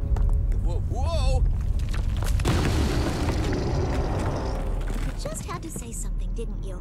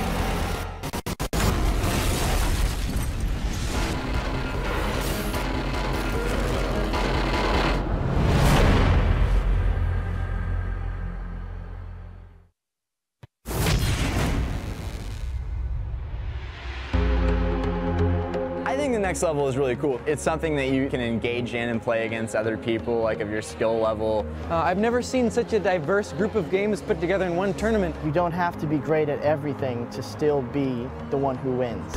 What is the next level? Tell people at home what the next level is. Oh, the next level is the ultimate gaming experience for anybody who's a casual gamer and just loves to play all types of video games. It's great to have competition around with just casual gamers, and it gives them the experience that you know, pro players get, and I think it's an awesome thing.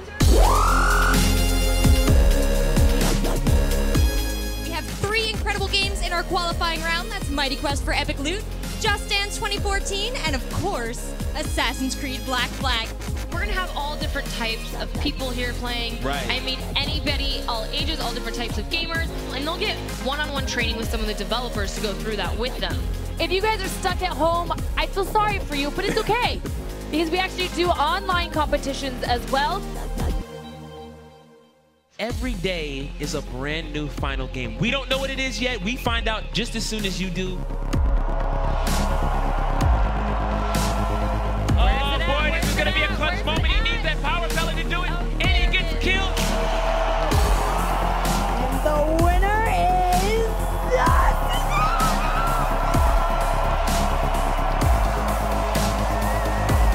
This is your champions for today, and this is the next level.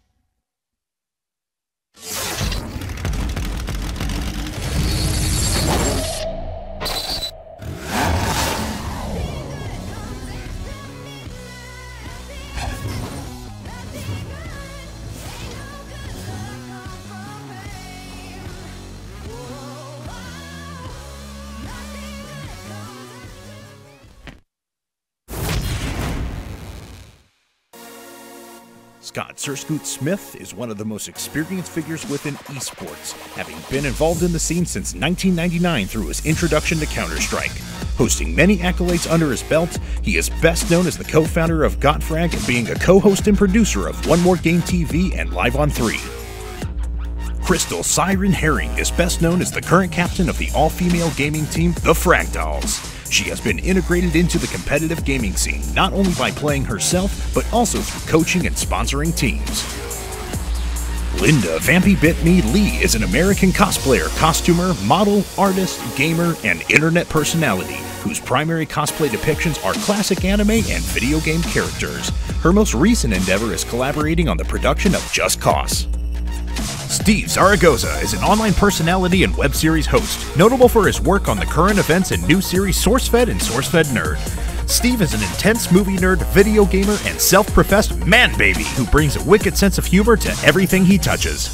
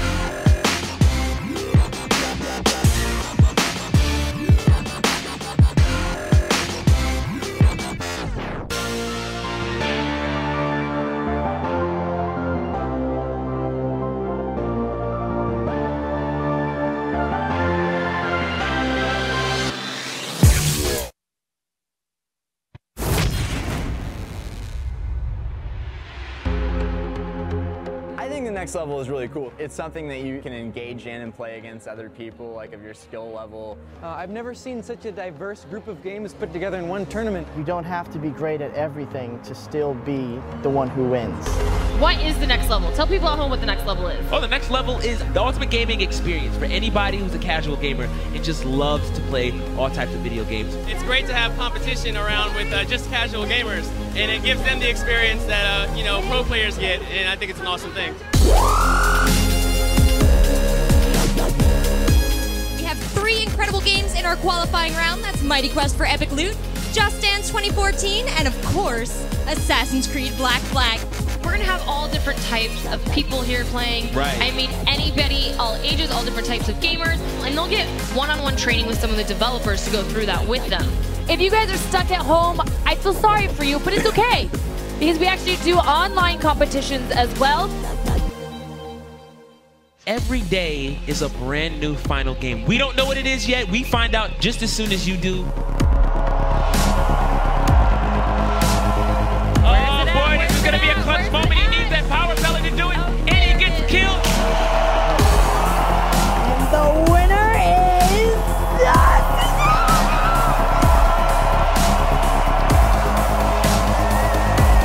This is your champions for today, and this is the next level.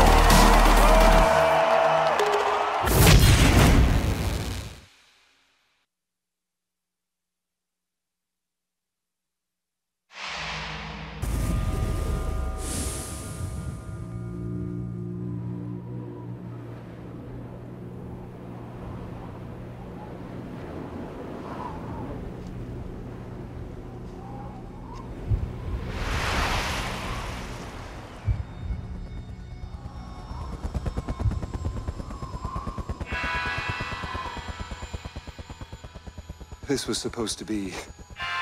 well, not this. We have a party waiting for you.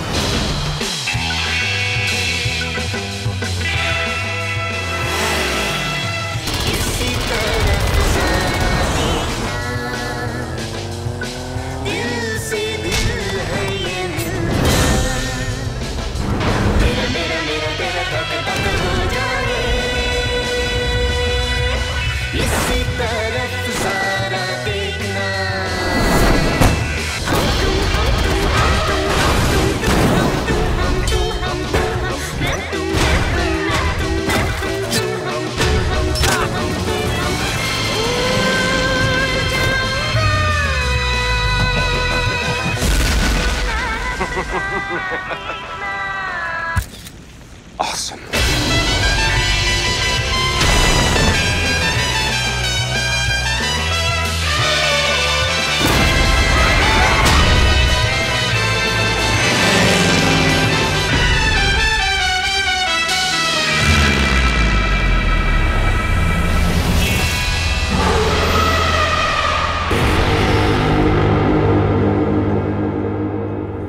Pre-order now for a free upgrade to the limited edition. Includes 3 extra story missions and a bonus Impaler harpoon gun. Pre-order now. Far Cry 4. Available November 18th, 2014. Hi guys, I'm standing here with my new friend Josh. Josh, how is it going today? Today's going pretty good. Okay. It looks like you are part of Team Pterodactyls. That is correct. I'm going to bring one home for the team today. Yeah? You haven't played yet then? No, I haven't gone yet. I'm going to be doing Far Cry in just a little bit. Oh, wow. So are you confident in your Far Cry skills? I am. I've played the last couple of them, and I've had some time to practice with the new one today, so I'm pretty confident. What impressed you about the new Far Cry? The graphics look incredible. I love the elephants. Taking them and just ramming them into the base, having them cause mass destruction. It's pretty amusing. Yeah, you get to ride on the elephant and shoot from atop the elephant, right? Yeah, that's correct. Yeah, I rode it into the base, smashed through the front door, got off and let it do its own thing. That's very cool. It helps you, right? Like it'll seek out guys and try to kill them for you? It doesn't seem to differentiate people, so I had to avoid it from stepping on me. But yeah, for the most part, it just kills whatever's trying to kill it. Well, I like that. It's true to life. If you had a pet elephant and you set it to rampage against other people, you should probably stay out of its way too. Yeah, I would hope so. Well, how is it being on a team with Steve as your coach? He's a pretty cool guy, the self-proclaimed man baby. But yeah, so far I'm hoping I can at least give him at least one victory today. Has he been helping you with Far Cry, or maybe does he have as much experience with Far Cry as you do? I'm not sure if he has experience with it, but he gave me some good tips today that I think are definitely going to help bring the edge in my favor. Yeah, I won't ask you to share the tips because I know that you guys are in pretty stiff competition here. And actually, we already have 2 of Sir Scoot's players and 1 of Crystal's players in the finals. So do you think you can be that one that's going to represent Steve in the finals? I better be. I'm going to bring shame to Team Zerodactyl. Oh, we wouldn't want to bring shame to Team Zerodactyl. Well, where are you from, Josh? I'm from New York, but I've lived here for the last couple of years. Here in Seattle? Are you a Seahawks fan? I am. I like to hear that. And what brings you to PAX?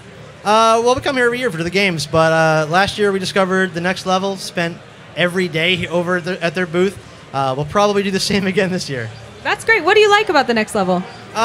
Just the format of it. You get a bunch of different games, different genres. Everybody meets up. I actually won last year on the second day. Wow, and how did that feel? It felt incredible. What did you win? I won the trip to New York. Oh, very, very cool. So you got to go home? Yeah, essentially. Went home, went to Comic-Con, and competed again there. Didn't win there, but I competed again.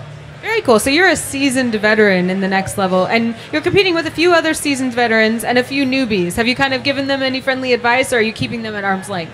I've actually gotten friends with them on Facebook from last year, so I've actually been talking about them, psyching everybody up for this one. Unfortunately, a lot of them have already been knocked out of the competition this year, but Mr. Weird is still on my target list. Oh, yeah? What are you going to do to take him down? I'm going to beat him in the finals. Sounds good to me. Now, what do you like best about this PAX, or how is it different from any other PAX that you've gone to so far? Or is it? Is it just the same? I haven't really gone anywhere else yet, so I can't really say much. I beelined here first thing this morning. Are you looking for any particular games here at PAX? I'm definitely going to hit up Nintendo tomorrow so I can play the new Smash Brothers game and the Hyrule Warriors. Yeah, that new Smash Brothers game looks pretty cool. Are you a Smash Brothers franchise fan? Oh, for sure. I've played all of them. Yeah? Which one's your favorite? Probably Melee. I like playing as Link in that one. That's probably like the crowd favorite, I would say, as well. So, of all of the games here at the booth, is Far Cry the one that you really wanted to play the most? It was a toss-up between Far Cry and Warframe, but I let them play Warframe because they were a little better at that one than they were at Far Cry. So you're a shooters guy? Oh, yeah, for sure. Absolutely. All right, cool. Well, anything that you want to say to anyone at home, shout-outs you want to give to the next level, or anything like that? Go Team Feldman! All right, thank you so much. Have fun, Josh. Best of luck. Guys, we'll be right back with more competition here at the next level. Peggy 16.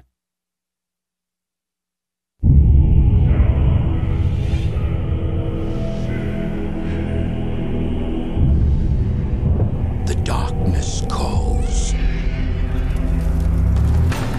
4 heroes dare to answer. Fearless champions destined to face the horrors below. Warrior, Valkyrie, Elf, Wizard. Each is uniquely skilled in battle.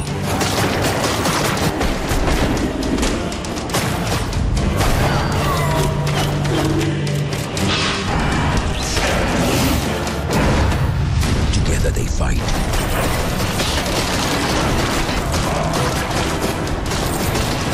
Claiming untold riches.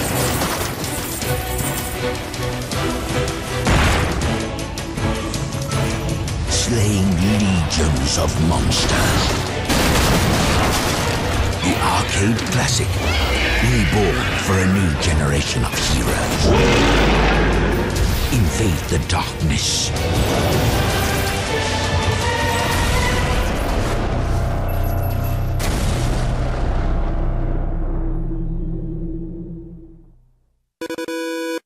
Warrior needs food badly. What is this mysterious contraption?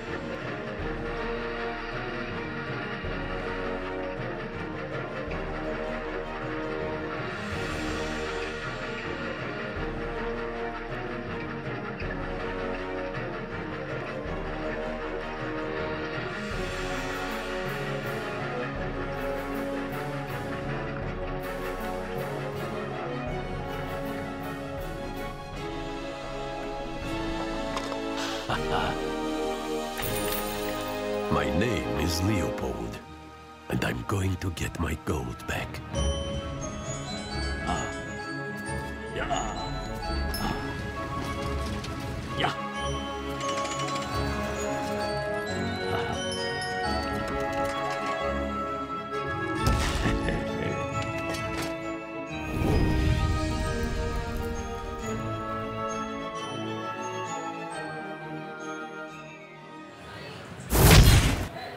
Boom! What is up? We are back here at the next level at PAX Prime 2014, and we are about to move into our last elimination challenge of the day. That, of course, will be followed by our grand finals, and a bunch of prizes are going to be given out. I'm looking forward to that. Right now, though, we need to recap what's happened over the course of the day so far. So let's take a look at the standings. The day started with a domination from Team Scoots. He took the first 3 challenges in a row, winning the Coaches Challenge and then the first 2 elimination challenges right after that. However, Team Trolls on the back of Siren came back and did score a victory in the Warframe event, taking a pretty convincing win there, as a matter of fact. So currently in the finals, we are going to have 2 members from Team Scoots, 1 member from Team Trolls, and Team Mecha and Team Zerodactyl still looking for 1 member to put into the finals. Hopefully they'll get it here with this last challenge. However, though, we did mention that there are a bunch of prizes we're going to be giving away. Don't forget, the coach that wins the event or wins the day will have $5,000 donated towards the charity of their choice. However, our competitors are up for some much more sweet loot. Let's take a look at that right here. As you can see, the ultimate prize package goes to our winner of every single day. Yes, we're going to be giving out 4 of these packages. It contains an Xbox One, a PS4, an NVIDIA Shield, an Astro A40 audio system, a Corsair K70 keyboard, and an M65 mouse. So a lot of swag is up for grabs for any of these players that take home a championship today. For now, though, we are moving into our last elimination round, so it's time to give you guys a quick recap of the format of our tournament. We'll run to a quick video. We'll be back right after that.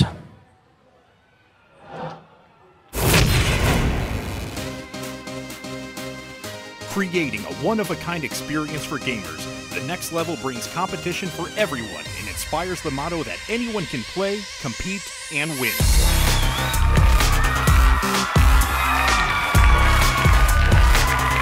Our competition crowns the best all-around players through exciting challenges across multiple games and genres. The next level's format features 4 stages of exciting competition: the open, coaches, elimination, and final challenge. Each day, participants will be competing to win a grand prize package, while simultaneously, their celebrity coaches battle it out to win a donation for charity of their choice. During the Open Challenge, participants register and compete on games, while the coaches assess their gaming skills. The top 16 gamers, based on overall cumulative score, will advance into the next round. In the Coaches Challenge, the celebrities compete for the advantage of being the first to draft players to their team.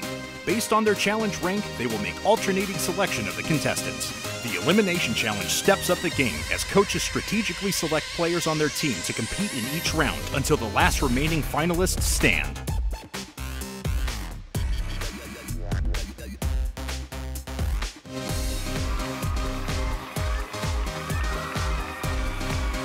Who's got what it takes to win it all? Find out on the next level.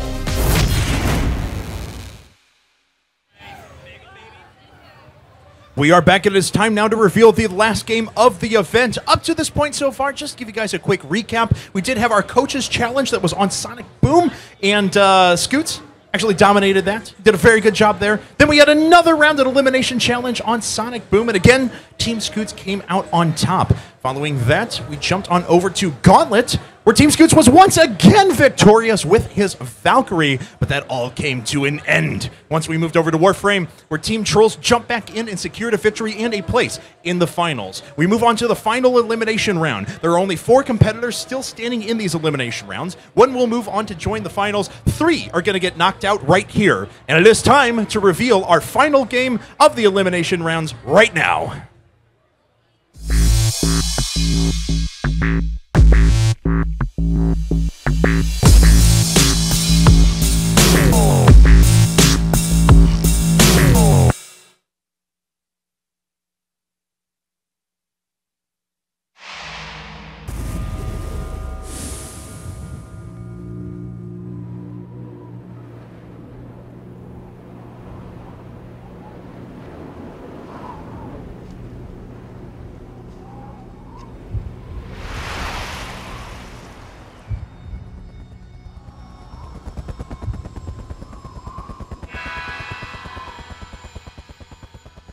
This was supposed to be, well, not this.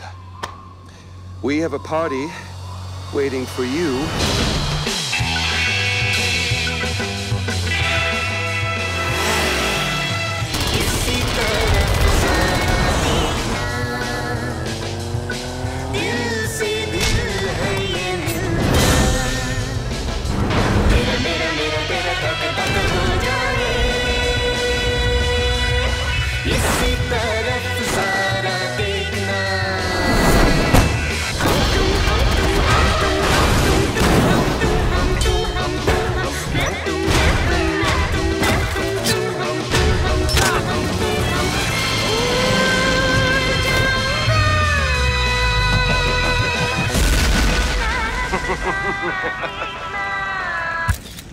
Awesome.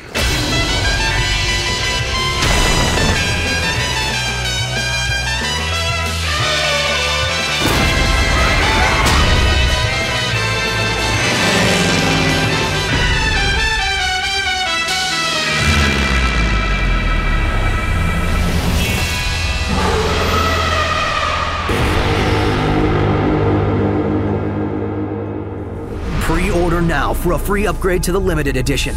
Includes 3 extra story missions and a bonus Impaler harpoon gun. Pre-order now. Far Cry 4.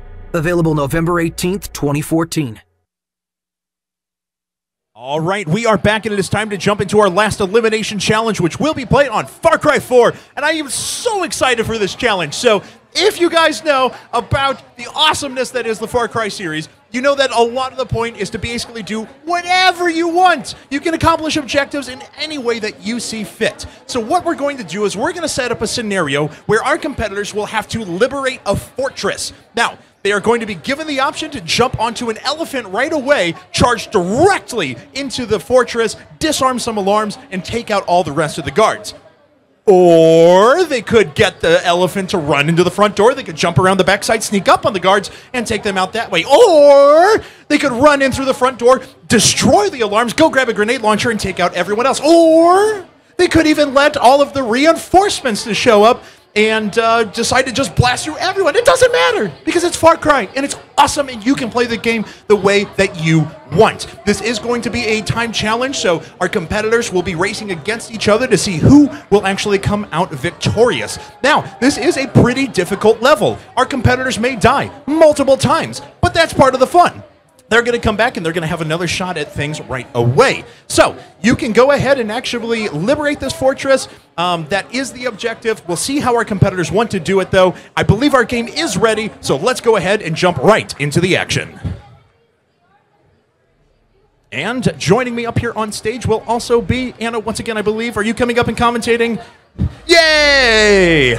All right, so Anna and I are going to be commentating these matches. As we said, we're taking a look right here at Team Scoots player, and he is riding that elephant to victory right now. All right, so bust through the front door. Now, as soon as you bust down this door, guards are going to notice. Off to the left right here is actually an alarm that he can disable. If he gets it, he did actually disable it. That's going to prevent reinforcements from coming up. But unfortunately, he's taking fire from all sides. Evan, can you tell me a little bit more about the different strategies that these players might be using? Do they have the option of using the elephant Or do they get it no matter what? You can actually choose to climb on it, but it depends. It's really up to you how you want to use it, right? Yeah. So you could actually stand in front of the door, shoot the elephant, have him charge into you, have him go through the door, and you run around the outside.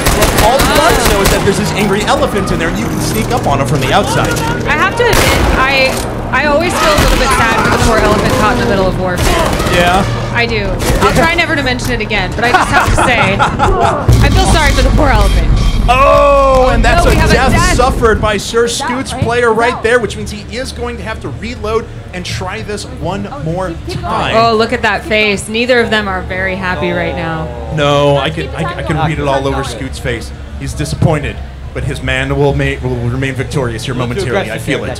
Well, and I know that this round must be particularly important to Scoots personally, because I know that he's really wanting to show off that first-person shooter ability of his, but that's the challenge of being a coach, is it's not really up to him. He can give as much advice and as much encouragement as he can to his player, but he can't put his hands on those controls personally. That's right, and as we saw, it was a very nice effort from the player there. He jumped in with the elephant, he avoided a lot of damage, he disabled the alarm. That's exactly what you want to do right there. But you still got to take out the last 10 guards that are standing around, and they can prove to be quite difficult. And so, I think I heard you say he gets to try this as many times as he needs to until he finishes the level, right? Well, he will have a certain amount of time in which to accomplish this, and it looks like we're running one person in a row right now, and I believe they have up to 10 minutes to complete this. So I think he's loaded back in, and we're going to see another attempt here. He's gotten back on the elephant. He's going to try this one more time to just interesting to note, he's not actually taking his shotgun. He went for this very heavy gun here, which could prove to be pretty effective. And that was him turning off the alarm there? Yeah, so he snags the alarm, no reinforcements, but again, all those red dots on his mini-map in the lower left, he still has to take all of them out. And he's doing a bit more effective job of it right now. The graphics in this game, a lot of people have been mentioning, and they are just gorgeous. Oh, it's beautiful. And so many things in this environment are interactive. You can look at that. He almost falls off. That's how realistic it gets. Like, his jump was not quite there, so he had to pull himself back up on top. Absolutely. You get that feeling of really being there. And I love how it's colorful, it's bright, it's fun to look at, but still very realistic. And also, as you saw, that elephant's still charging around. Once you get off of it, it's not done anymore. It was enraged by all the guards, so its mission is now to run out and kill as many of them as possible. And you know that an elephant never forgets. Boom! Oh, God. And it's here all week. Don't worry. All right, guys. So that is a liberation for Team Scoots. Unfortunately, there was one death in the process that is going to allow our other teams, if they can get without dying, and now they've already seen one person go through this, right? They have a chance to come back. That is going to be an advantage for those who get to watch. So I wonder whether, you know, Scoots going first is going to be a detriment or whether it's going to be an advantage. We'll see. I don't know. We'll find out. That was still a very efficient kill, I have to say. Absolutely. That second time that Scoots player went through, everything went the way it should. He didn't waste any bullets. He made sure to take out everyone in an incredibly efficient manner. He was right on that alarm at the beginning. So a very efficient run. Unfortunately, he just died once in the process. Yeah, that makes me think that he must have been very prepared and that death must have been a little bit of a fluke. It looks like he had some real experience playing this game, and the look of just utter dismay on his face when he died tells me that probably he wasn't planning on that death. He was planning more on having to make sure he hit each shot exactly. Yep, I definitely agree. And as you probably noticed right there at the end, you do hold the triangle button on the PS4 controller to heal, but it takes a second or two for it to happen. So he was right down there at the bottom of his health. He tried to give himself that healing powder. Didn't have enough time, unfortunately, to make it. And we do actually have our second competitor going now, and this is going to be the competitor from Trolls, who does have a member in the finals already. If this person were to win, we would have 2 Team Trolls and 2 Team Scoots in the finals. That would be pretty intense. The old-timers coming back to the next level, they're the ones that are successful. And immediately, a great run started here by our Team Trolls player. Oh, he's got to watch out for someone right behind him, though. He gets knocked down, takes another shot. Nice job there not to take too much damage, though. All right, so we are going to jump back into the action here. He's making really quick, efficient work. This is a very good run so far. He's eliminated all but 5 members of the opposing guard, now down to just 4, and has hardly suffered any damage whatsoever. Takes another shot there, but he's looking good. Choosing that shotgun as his weapon. And is that it? Is that a liberation? Wow! A very clean run without any deaths at all. That is going to be extremely difficult to beat. Wow, looks of confidence from him and from his coach. Crystal looks pretty happy with that performance. Oh, yeah, I've got to say as well. That's, you know, not too bad at these games. Yeah. And if you didn't know, he's way better than me, though. He's like way better than me. Like, I was fumbling around with sensitivity and stuff like that. Like, I got to the point with this because I did this like 10 times yesterday because it's that much fun. And I would get up there and I'm really good at disarming the alarm and getting shot in the face by every guard that was left on the map. So. Well, and yesterday I got the chance to watch Steve play this, and this player, Steve actually did not manage to turn off the alarm, if I'm not mistaken. That's right. Reinforcements to and you know what? I don't know what's going to happen here, but look, managed to disable the alarms. Yes. Okay, so the alarms are going to show up. Very quickly, otherwise he's not going to be able to beat the run that we saw set by I actually was able to talk to this player just a few minutes ago. He said he really wants to take this home for Team Pterodactyls. He says he doesn't want to bring shame on his team. He is not bringing shame right now, though. This has been a very efficient run. A little bit of a miss on that guard right there, but he finally gets him down. Just one remaining off to the left-hand side. If he can get him very quickly, he might have a shot to win this. Oh, he missed it. Get him. One last shot. Boom. A little bit of a fumble there. Okay, so a little bit slow at the very beginning there. Is there one more guard left? It looks like there might be off to the right-hand side. Yes, there is. There's just one remaining, and oh no, he didn't notice it in time. And that may actually have cost him too much time, unfortunately. It looks like he did think he had cleared the entire stage and then realized he still had one missing.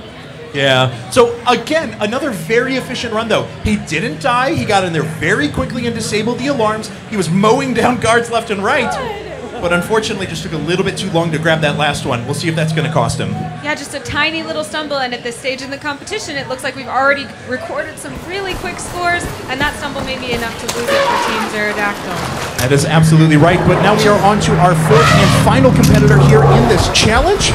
This is the member for Team Mecha, and let's see what she can do here. She is actually deciding to go with, oh, maybe grenades. I saw her potentially switching to in a second. Something doesn't feel right. All right, so she makes her way up to the front. She's going to duck off to the left and probably take out this alarm here, I would imagine. No, switching guns and actually utilizing the elephant for a second. Oh, no, reinforcements were triggered. So this is going to be a problem, actually. She's going to have about 3 times as many enemies to kill here. She's not looking happy about that fact. She's shaking her head like, oh, I don't know how I got in this situation. Yeah, this is going to be pretty rough, but you are going to see how ridiculously cool some of these fights can get in Far Cry 4. So actually, in this fortress, she has the potential to leverage a bunch of weapons around her. There's a mortar farm that's actually off to the back of the corner. Oh! Unfortunately, she gets taken out, though, before she can go for any of those weapons. And you know, as a competitor, what's going through your mind right now? You know that you've already stumbled. You know you've already seen some teammates put up really good scores. What do you do to get yourself back in the right mindset? Right. I mean, you've kind of just got to brush it off. It never happened. You're picking up the pieces and you're going forward right now. I mean, it looks like, let's see here. Is she actually going to jump back in and play again? Yeah, it looks like she's just loading back in right now, so we'll jump back into that run. Hopefully she'll go after one of these crazier, cooler, so. Oh, actually, we actually are going to go ahead and announce our winner, and the winner is for Team Trolls. All right, there you go. 1 minute and 12 seconds. 1 minute and 12 seconds. That is a crazy quick time. So quick. But I believe we also had a pretty close finish. I believe that Team... They're going to be in the finals. 2 from Team Trolls, 2 from Team Scoots. The pink and blue just represented in the finals. Well done from the veterans. And it sounds like our 2 noob coaches are going to have to step it up tomorrow if they want to win some money for their charities. Yeah, that's absolutely right. We are going to run into those finals here in just a bit, though, guys. We are going to run to another floor challenge in just a moment as soon as we get back. I'm sorry, a participation challenge here in just a second as we have the winners here momentarily. We'll be right back after. Oh, no! I am being told I was a dirty liar. We're not taking a break. Why would we take a break? A break is stupid when you've got awesome content that's right here, right now. Let's get to that participation challenge. I just happen to have the information you need right here in my pocket, Kevin. Oh, so you do? I do. Well, you know, what's been going on here at PAX is you get assigned a little passport, your next level passport. If you have that passport, you can go around to each of the games that are here in the booth. You play each game and you receive a stamp once you've played each game. If you get stamps in all of the games, you complete your passport, you're entered in a drawing to win an amazing prize pack. But if you're not here and you're watching from home and you still want to play, you can also do social challenges from home, and the next level also awards you a prize pack. So excellent. I have the names of the winners right here. Drum roll, please. All right, so we're going to get in contact you. Don't worry, you don't have to run up screaming to me. If you want to, you can. I'll give you a hug. It's fine. Whatever. I'm cool with it. But right now I've got your name. So the winner of the PAX Challenge, the person who was here, who got all the stamps in their passport, who is going to be getting an awesome prize pack, Eric Schmidt. Congratulations. Woo! Well done. And online, Sammy Barnhart, thank you so much for participating. You guys are going to be the winners of some fantastic prizes, and if you did not win today and you would like to win tomorrow, don't worry, there are still plenty of prizes to be given out. Challenges, we're going to run to a quick break, and when we get back, we are going to have our finals. I cannot wait for it. This has been so much fun. We'll see you guys in just a bit.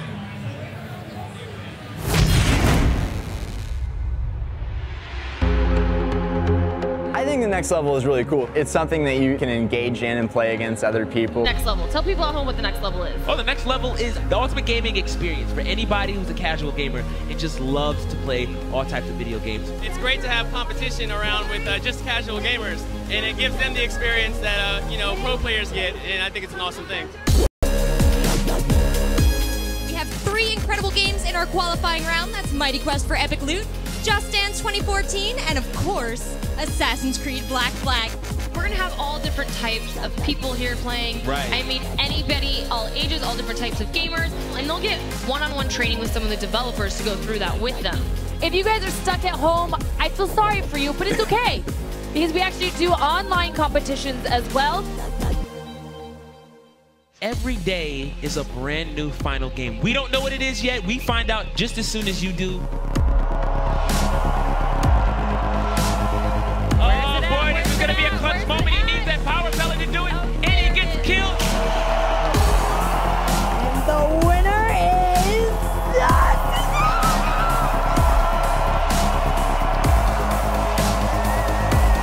This is your champions for today, and this is the next level.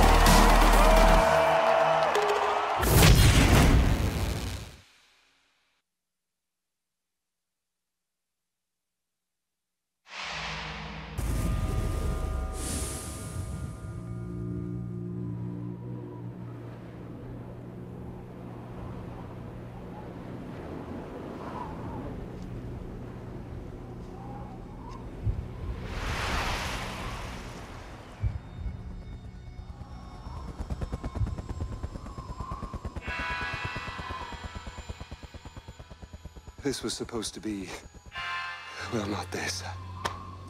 We have a party waiting for you.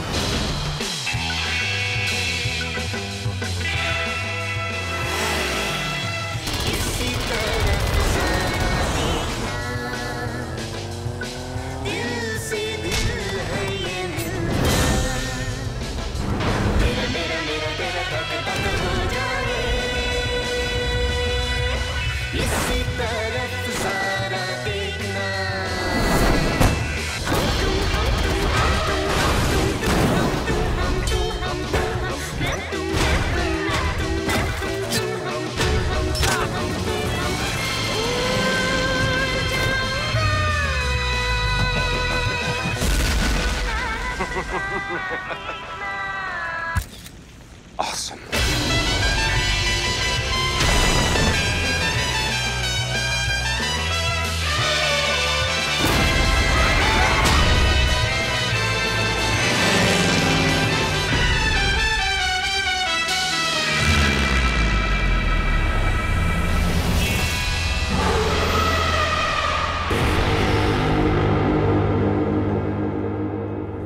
Pre-order now for a free upgrade to the limited edition.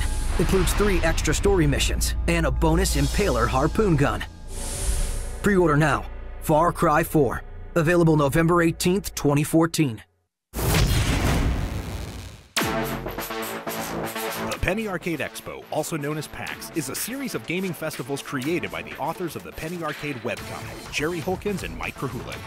Born of the desire to host a show exclusively for gaming, the first PAX was held in Bellevue, Washington in 2004, and has since become a celebration of gaming culture the world over. Gamers and enthusiasts flock to meet with their friends, partake in concerts, panels, tournaments, cosplay, and more. The Next Level returns to PAX with a new format, games, and exciting new chances for attendees and audience members to play and win.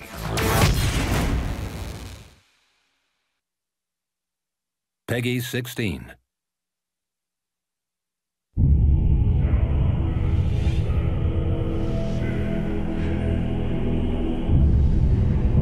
The darkness calls. 4 heroes dare to answer.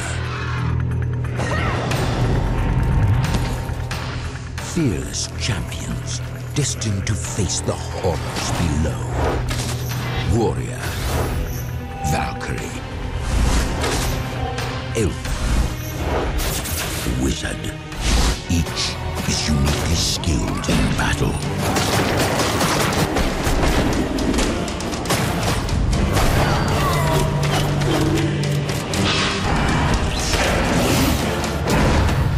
Together they fight.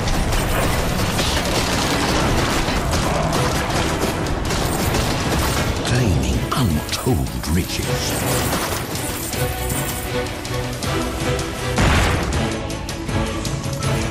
Slaying legions of monsters. The arcade classic, reborn for a new generation of heroes.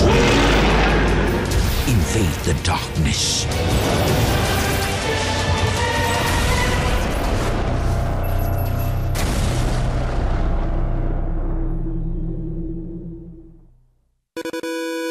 Warrior needs food badly. What is this mysterious contraption?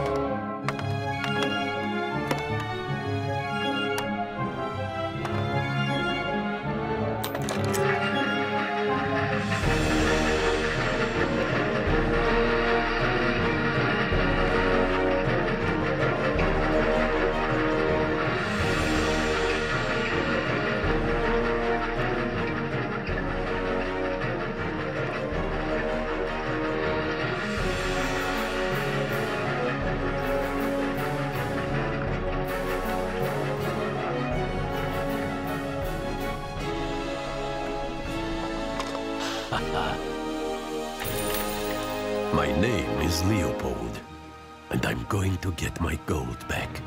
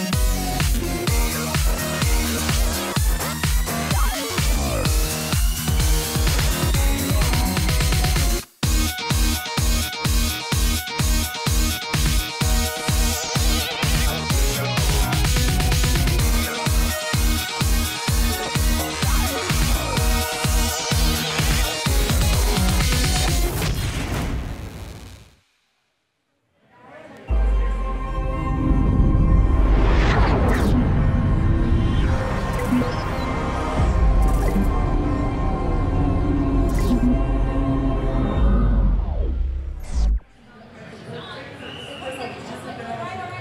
back, and we are ready to move into the final challenge today here at the Next Level booth at PAX.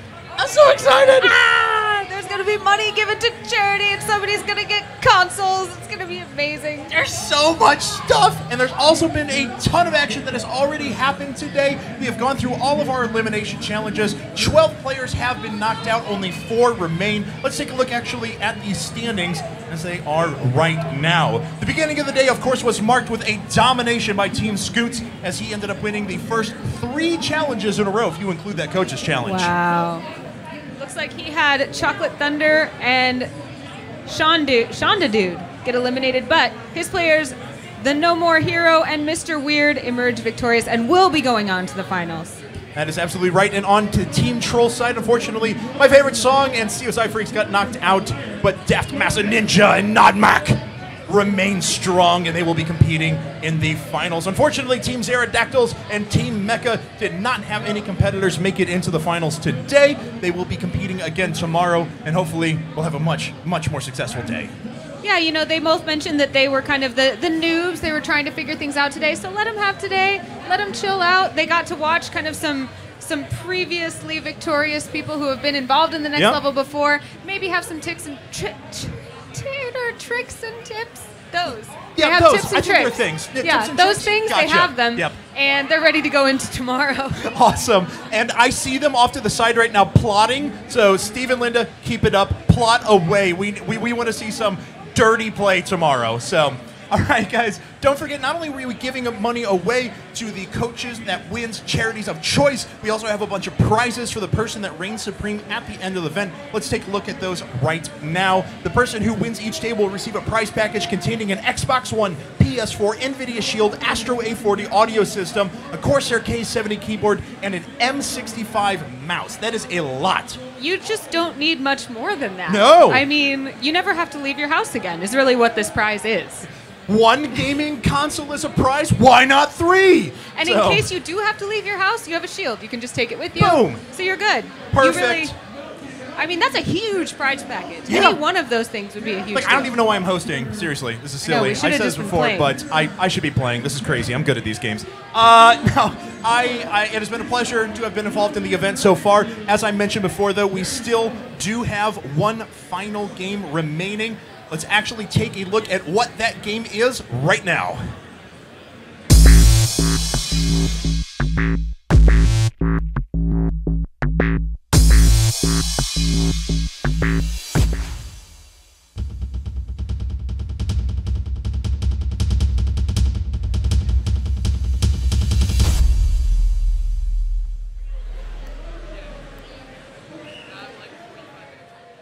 Dude.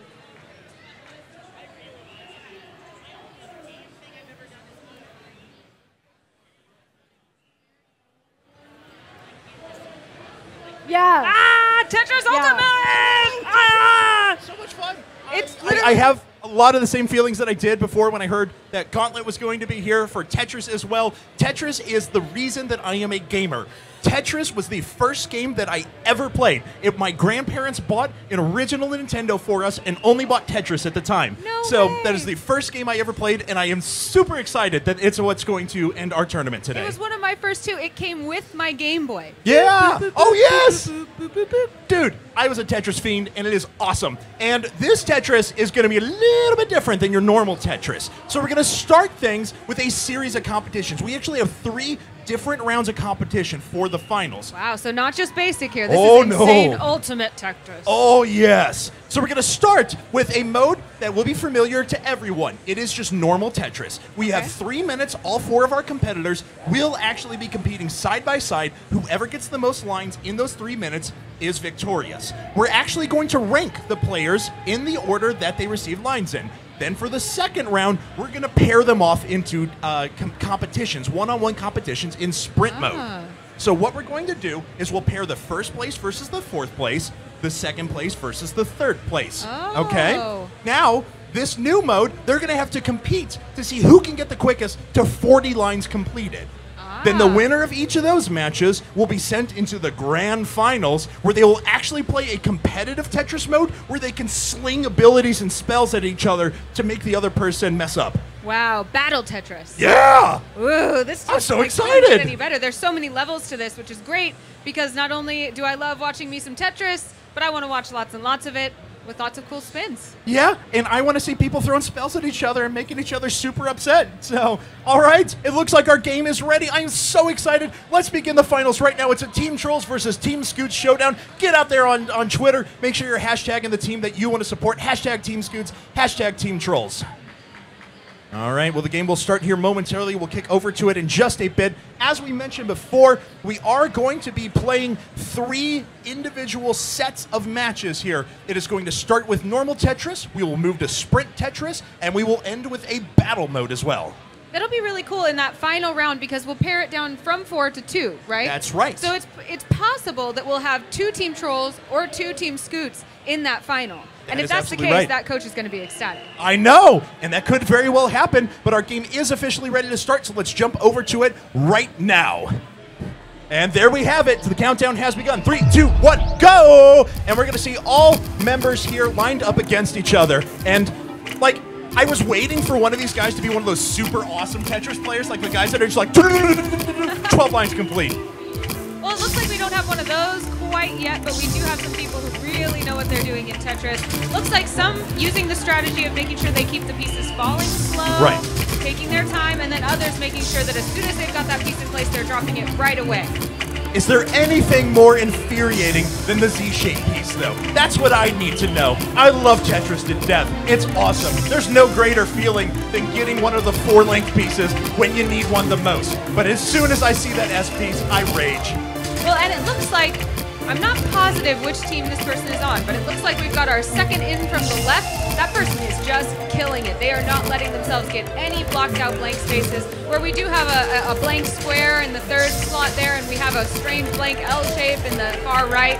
Yeah. This person really knows what they're doing. They've played some Tetris before. And it actually looks like Team Scoots right now is in 1st and 2nd at the moment. So a pretty big advantage to them is they are on the left 2 positions. Team Trolls is on the right 2 positions right now. So Team Trolls unfortunately bringing up the rear at the moment, and Scoots is way out in front. Well, it looks like Scoots knows a thing or two about Tetris, and you know, Tetris is an older game. I'm not going to say what that says about Sir Scoots, but it seems like he's really got that one under control this time. Well, you know, this is a game at his speed. You know, it works out well. No, it's a puzzle game. It keeps his mind active in his old age. All right. So anyway, he is still way out front. You can see the scores running around the bottom. I can hear you. 600 points, 5,400 points, 1,900 points, 2,400 points. Scoots has a massive advantage right now. Absolutely. He's doing so well, and that's why we are allowed to tease him. He absolutely has really been a class act in this tournament. And both Crystal and Scott really fighting for these charities that they believe in, both of them going to kids who are hospitalized. That's right. So really cool stuff that they're raising money for. I love Scoot's story about how he's going to purchase a device right away with the money that's donated for a Phoenix area hospital. So super cool stuff we're donating towards. Now, just as a note for everyone, no one is eliminated this round. All of these people will be redistributed into groups based on their performance for the next round. First place will play 4th place, second place will play 3rd place, and then we'll have eliminations in sprint mode. Great. So the people here, they're really vying for that advantage going into the 2nd round. That will hopefully be enough to push them into that 3rd and final round. Yep, absolutely. So looks like things are starting to wind down here. Just 10 seconds remaining. 9,200 points for our first place competitor all the way off to the left. And I think that's actually Jordan who claimed before that he would win any game. And it doesn't matter. He's going to take it home. Wow, the score is really having a huge spread there. It looks like both of 44, 37, Team Scoots 18, players 19. are First place, almost, 2nd place. Are they doubling? Yeah. Team, Good shit. wow. Yeah. Wow. Nicely done. That was a super So now strong you'll performance brag right off there. each other. That was downright dominating. All right. So Scoots going to be pretty proud of that. Yeah. I mean, to be honest, we've got to see the Team Trolls players really step up if they want to take the next set. Because don't forget, since we're going into first versus fourth and second versus third, that means each of these sprint matches are a Team Scoots versus Team Trolls matchup. Right. And so if both Team Scoots wins, that means Scoots is walking away with the money for his charity no matter which player wins. Then it'll really be about which player wants that prize package the most. Well, Jordan was looking pretty strong right there with almost 10,000 points gathered in 3 minutes and a lot of lines accomplished as well. So again, the next version is sprint mode. They're going to pair off against each other, and it's a battle to the death. First person that gets 40 lines will end up advancing into the grand finals. If you don't get there before your opponent, though, you're knocked out of the event. So this is about speed, not necessarily care. Right. All right. Well, it looks like we're ready. Yeah, let's go ahead and jump into it right now. Sprint mode game number 1 is going to start, and it looks like we are going to have a member of Team Scoots versus Team Trolls. Looks like that is going to be Jordan for Team Scoots there, and here we have it. Lines remaining is counted off to the left-hand side. Off to a very strong start here. Yeah, he's actually a pretty good Tetris player, I have to say. 36 lines to 40 right now. This is very, very efficient. And at this point, I mean, 1,200 plus points here in the first place against about a little over 500 in second place. It's going to take a lot if they want to bring it back. Yeah, definitely. I mean, Jordan is making very efficient work. A little bit of a mistake as he leaves a couple of holes down here at the bottom. Even though the player for Team Trolls has been a bit slower at this point, this is a very clean game. Oh, a bit of a mistake right there, though. Yikes. Oh, Crystal looking a little bit disappointed as we got a bar crossing the divide on Crystal's player there. And I think Scott is actually encouraged by that and quite happy to see it as a matter of fact, and that is going to be incredibly difficult for Team Trolls to be able to make their way back into this. Actually, wow, did you see that? Robin. They moved the vertical bar all the way underneath that overhang and managed to get 4 lines down there in the bottom and kind of close that rising problem area. But look at this performance from Jordan right now. Robin. He's all the way down at the bottom of the puzzle. He's played very clean so far. He continues to knock lines out. He's twice the advantage of his opponent right now. Things are looking great for Team Scoots. It would take a lot to bring it back from here. My player's name is Robin. Robin. Thank you very much. I appreciate it. Robin. So Robin is murdering fools at Tetris right now. I didn't think I'd ever say those words in conjunction with each other in my life, but I just did. Oh, it looks like he's just really seeing those patterns, getting them in place, and dropping the pieces immediately, as opposed to kind of moving back and forth, deciding where the best place is. It looks like he's got map vision, if you will, that supersedes his opponents. This is crazy. I've got to say, Robin has put on a very good performance so far. Just 2 lines remaining. He's actually going to get it here in just a second. I can't believe how quickly he's working through this. Wow. GG, Robin advances into the finals, dominating the sprint level. Amazing performance by Team Scoots there. Try, brother. Unfortunately, having to say goodbye to a member of Crystal's team. Yeah. So we have 3 members that are left in the tournament. 2 of them belong to Scoots. 1 is guaranteed a spot in that grand finals. So Scott must be feeling pretty happy right now as he knows he may be donating $5,000 to the charity of his choice. Right. Crystal still has 1 more chance though. So now recap for us what this next match means. So the next match, once again, is going to decide our second and final competitor in the grand finals. We have 1 more sprint match to play. It's Team Scoots versus Team Trolls once again. One of these people is going to advance into the grand finals. 1 person is going to get knocked out. Once we make it to those grand finals, though, we're actually going to play a best of 3. So there will be 3 individual matches of Tetris played in that super awesome battle mode where you can sling spells at your opponents. All right, well, it looks like we're ready to go into that match as well. Should we head over there and see how the game goes? Yes, let's do it right now. So the game is going to be starting momentarily here. And this is, again, going to be another sprint match. So it's first to 40 lines, and it looks like we are loaded into the game and starting now. Once again, Team Scoots getting off to an incredibly quick start. And we can remember that Team Scoots is coming in with the advantage. They did win first and second place in that first round. So they have been paired up with arguably lesser opponents. So it's really going to take something for Crystal's team to emerge victorious here. Well, looks like both players have made a couple of small mistakes so far, so this has not been an especially clean match up to this point. And there is still a potential for both teams to reign supreme. A very, very nice combo there, though, from Team Scoots. He's able to completely clear out his mistake. He's back down to the bottom line again, and things are looking great for him. We're seeing a lot of times actual bare floor, if you will, on the side of Sir Scoots. You see that there are times where there's not even a piece below him. He's ready to just put something in there and almost start fresh from the beginning, where we've got a few empty spaces on Crystal's side. Okay, so looking back at Scoot's side, once again, remaining in control here. He's gotten a lot of kind of weird, awkward pieces, though, that are going to create a few more errors. So he's going to have to work around those. But he's done a great job so far of minimizing. Ooh, as soon as I say that, he actually makes a big mistake. Now, as we see, Team Trolls is pretty far behind with still 38 lines. But if they get a couple of key pieces, they can even this up really quickly. It looks like really what's coming into play here is experience and speed. People who really recognize these Tetris pieces quickly and can put them in the right place. Yeah, no kidding. And we can see that Scoots picked up, maybe he didn't know it, but a couple of Tetris ringers here, as they have been absolutely dominating so far. Absolutely. I mean, we talked a lot about the first-person versus third-person shooter, both Crystal and Scott having backgrounds in shooters. Right. And little did we know that what was really going to matter here was some skill in old-school Tetris. And there we have it, 18 lines to 34. Again, almost double the score right now for Team Scoots. They are playing exceptionally efficient, and unfortunately it looks like the Team Trolls member may even end up hitting the top that will stop your sprint. Right. It doesn't matter if you still have lines left, you will actually get knocked out. Oh wow, really approaching the top, and that is what you do not want to do in Tetris, having to make decisions very quickly to keep themselves from reaching the top of the board over here for Team Trolls. And he's going to need to make up some ground very quickly here, and I just don't see how that's going to happen, to be honest. Especially, look at Sir Scoots' team right there, knocking down those lines one by one, going through the last couple, even clearing out the last couple of mistakes and making sure that this is going to be an easy-peasy clear from here on out. Wow, just 8 lines left, 7 lines left on the side of Sir Scoots, while we are looking at 33 and a top-touching stack over here for Team Trolls.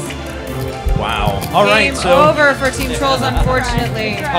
Yep, that is going to be GG. The last couple of lines will finish up here, but Sir Scoots, Team Scoots, hashtag Team Scoots, has 2 out of 2 in the grand finals. Very well played. He must be feeling great right now, as he knows for sure that his charity is going to be getting $5,000 as a result. But what still has to be decided is which player from here at PAX is going home with a prize pack that includes an NVIDIA Shield, an Xbox One, a PS4, Did he finish? a keyboard, a mouse, an Astro audio system. I mean, just a ton of stuff they're going to have to pack in their carry-on. Yeah, have to pack? I would be glad to pack that, to be honest. I mean, if they don't want it, I'll take it home. Oh, just yeah, no problem. If you guys have luggage concerns, you know, I mean, I'll just take all your consoles. No big deal. You, man. Anyway, we are going to jump into the grand finals, though. As we mentioned before, this is a little bit different. This is a battle mode. This is where they're going to go head-to-head. They're not just clearing lines, but they're also unlocking abilities that they can use to mess up their opponent. So this is maybe even not going to come down to who's the best pure Tetris player, but who's the player who can best strategize with their abilities. Absolutely, and we saw that both of these players are excellent Tetris players, so I don't know if I have an indicator of who's really going to come out on top. Do you have a prediction? Do you know from watching them? Man, it's going to be really close. I have to say, on pure Tetris skill, Robin played really well. He took first place in the first event. He dominated the second round.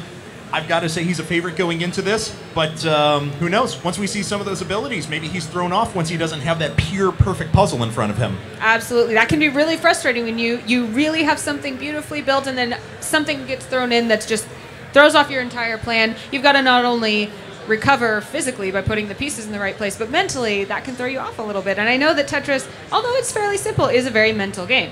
Oh, absolutely. I mean, how many times have you had a great Tetris run going, you're like, oh yeah, clearing lines, going up levels, and you miss like 2 pieces, and you just want to rage quit everything. You're like, no, that's going to take so long for me to deal with. But so Tetris is very demanding as well. And as a matter of fact, we're going to bring up the prizes one more time that our players can possibly win if they take home this tournament. Our champion today will take home an Xbox One, a PS4, an NVIDIA Shield, an Astro A40 audio system, a Corsair K70 keyboard, and an M65 mouse. That's a ton of stuff.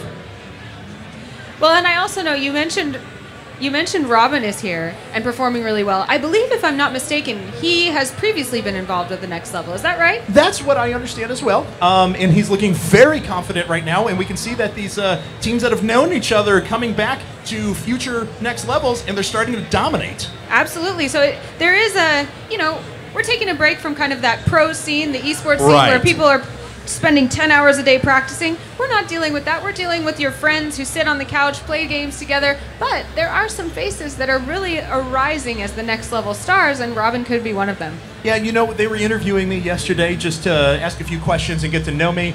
And to be totally honest, I think competitive gaming is a bit of a misnomer. We're all competitive gamers, to be totally honest. Absolutely. When I'm sitting down and playing Mario Kart against my brothers, you know I'm going to be first. Because if I'm not first, they will pay. So, oh yeah, family feuds have been built on less. Oh yes, absolutely. So this is nostalgic for me. This is exactly the kind of competitive gaming that I grew up with.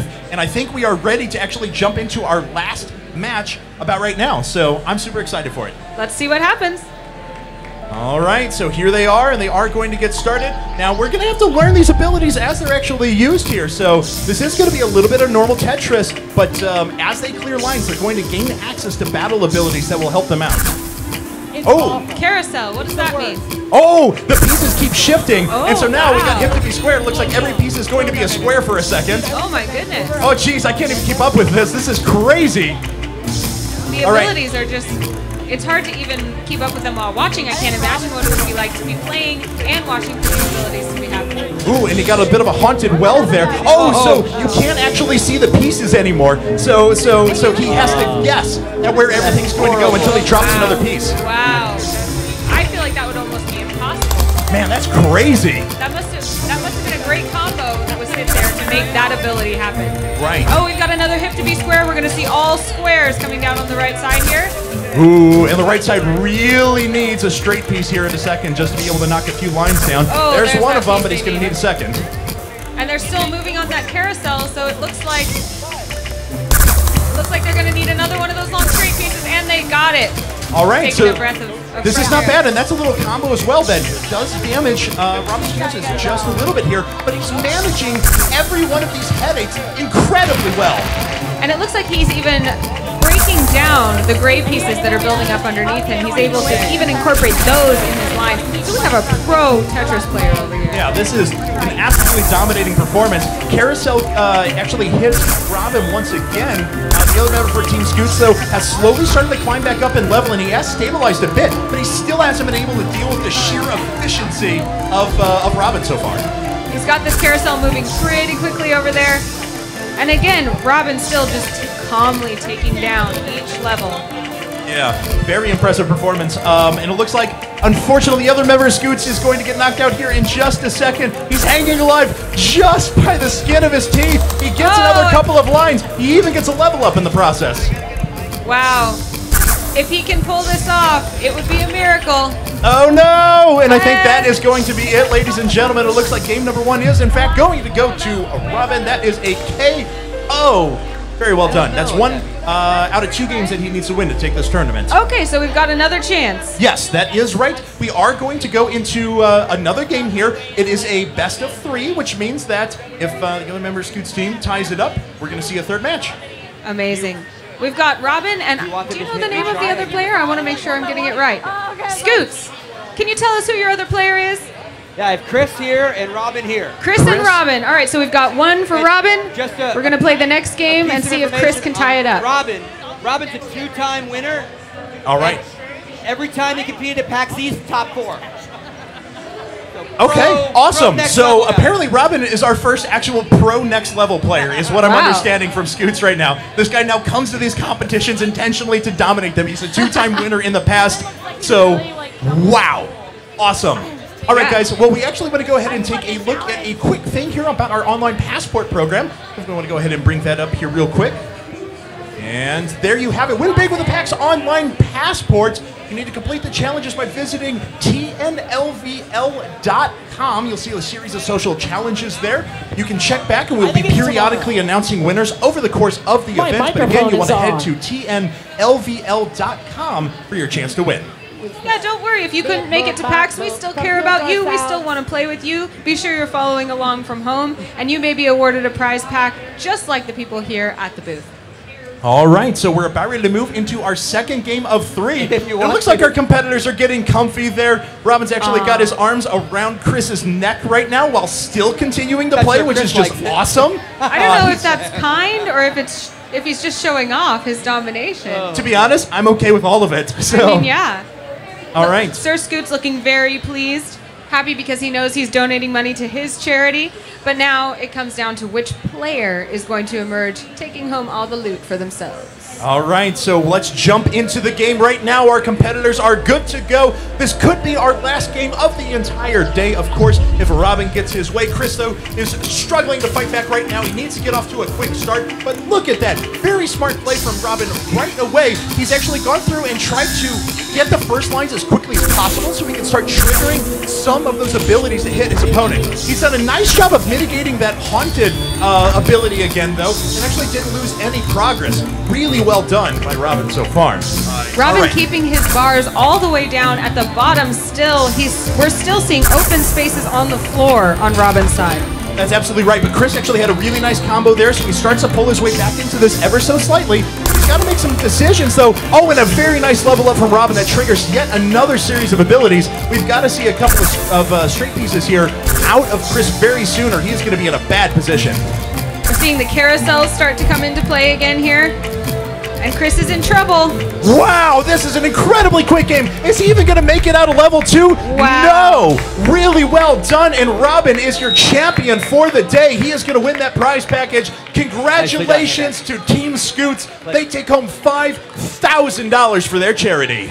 All right, so there we have it, ladies and gentlemen. 16 players started the day, 4 coaches started the day, but only Robin reigns supreme. Congratulations to you. Let's toss it over to Anna right now for an interview. Guys, congratulations. The top 2 at the next level. Chris, unfortunately, you weren't able to emerge victorious this time, but you did help Sir Scoots donate $5,000 to charity. How does that feel?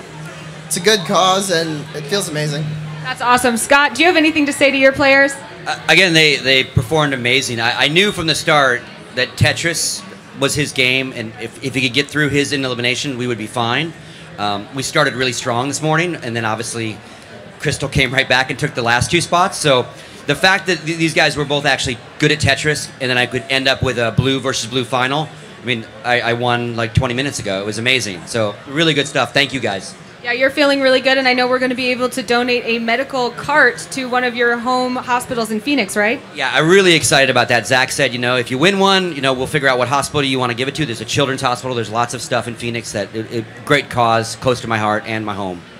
And Robin, you not only get to help donate to a great cause, but you also get to walk home with a prize pack, including tons of stuff. How are you feeling right now? Pretty fucking awesome. And I know that this isn't your first rodeo. This is your 3rd time as a winner? Yep, 3rd time. And you're just racking up the loot. Do you have a whole room in your house at home where you're just going to store all the next level prizes that nobody else got to win? No, just put them where they should go. All right, you're going to be getting an Xbox One, a PS4, and I think we have your prizes here ready. Someone come on and bring them on up to me so that I may present them. You're going to be getting this prize pack. Wow. Prizes. Come on up, buddy. The not sore losers coming to award the prizes. We've got some Corsair peripherals. We've got an Xbox One. We've got an NVIDIA Shield. We've got a PS4. We've got an Astro audio system. Can you carry all of that? I'll take this for you. And of course, Sir Scoots as well is going to be walking away with that $5,000 check and presenting that next level trophy to his winner, Robin. Everyone, let's hear it for Robin, the winner today at the next level. Nicely done. Oh! All right, and bringing up that $5,000 check for Sir Scoots. What really matters? I always wanted a big check. Gaming for a great cause. Yes. Here you go, Scott. There you go. Do you have any words of acceptance for your prize? I just want to say, Zach, we finally did it. Wherever you are, Zach. Zach's actually here. If you're interested in seeing what these medical cards are all about, they actually have a setup right behind us in the Astro booth. So definitely check it out. Great cause. @Gamers Outreach is their Twitter. Really, really. Now I can just mess around for the next 3 days. Let's hear it for Sir Scoots, for his charity, for Gamers Outreach, and for Gaming for a Good Cause.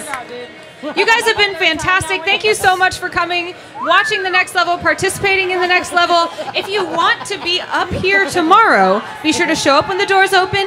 Come compete in the games that are all around me. If you're able to make it into the top 16, you will be allowed to compete alongside our celebrity judges for a prize pack, as well as to help them give $5,000 each day to their charity. So again, if you didn't make it today, you can do it tomorrow. If you don't do it tomorrow, you can do it the next day. We will be here all through PAX, celebrating gaming here at the next level and giving money to a great cause. Thank you guys so much for tuning in. Kevin, any last words for us? Yep, just a couple of things here. As Anna mentioned, you guys can check out the competition again tomorrow if you are here at PAX. However, if you guys are watching at home, please do check out our stream on twitch.tv/thenextlevel, and you can participate in our online challenges at tnlvl.com. Finally, make sure you follow @tnlvl on Twitter, and you can check all of the latest updates for the next level throughout the rest of the competition. That does it for us here, though, at the next level booth at PAX Prime 2014 for today. We'll be back tomorrow with yet more action. Have a great night.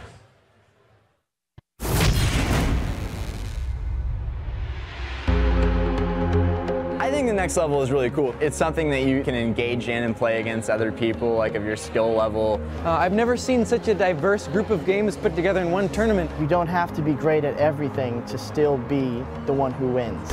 What is the next level? Tell people at home what the next level is. Oh, the next level is the ultimate gaming experience for anybody who's a casual gamer and just loves to play all types of video games. It's great to have competition around with just casual gamers, and it gives them the experience that pro players get, and I think it's an awesome thing.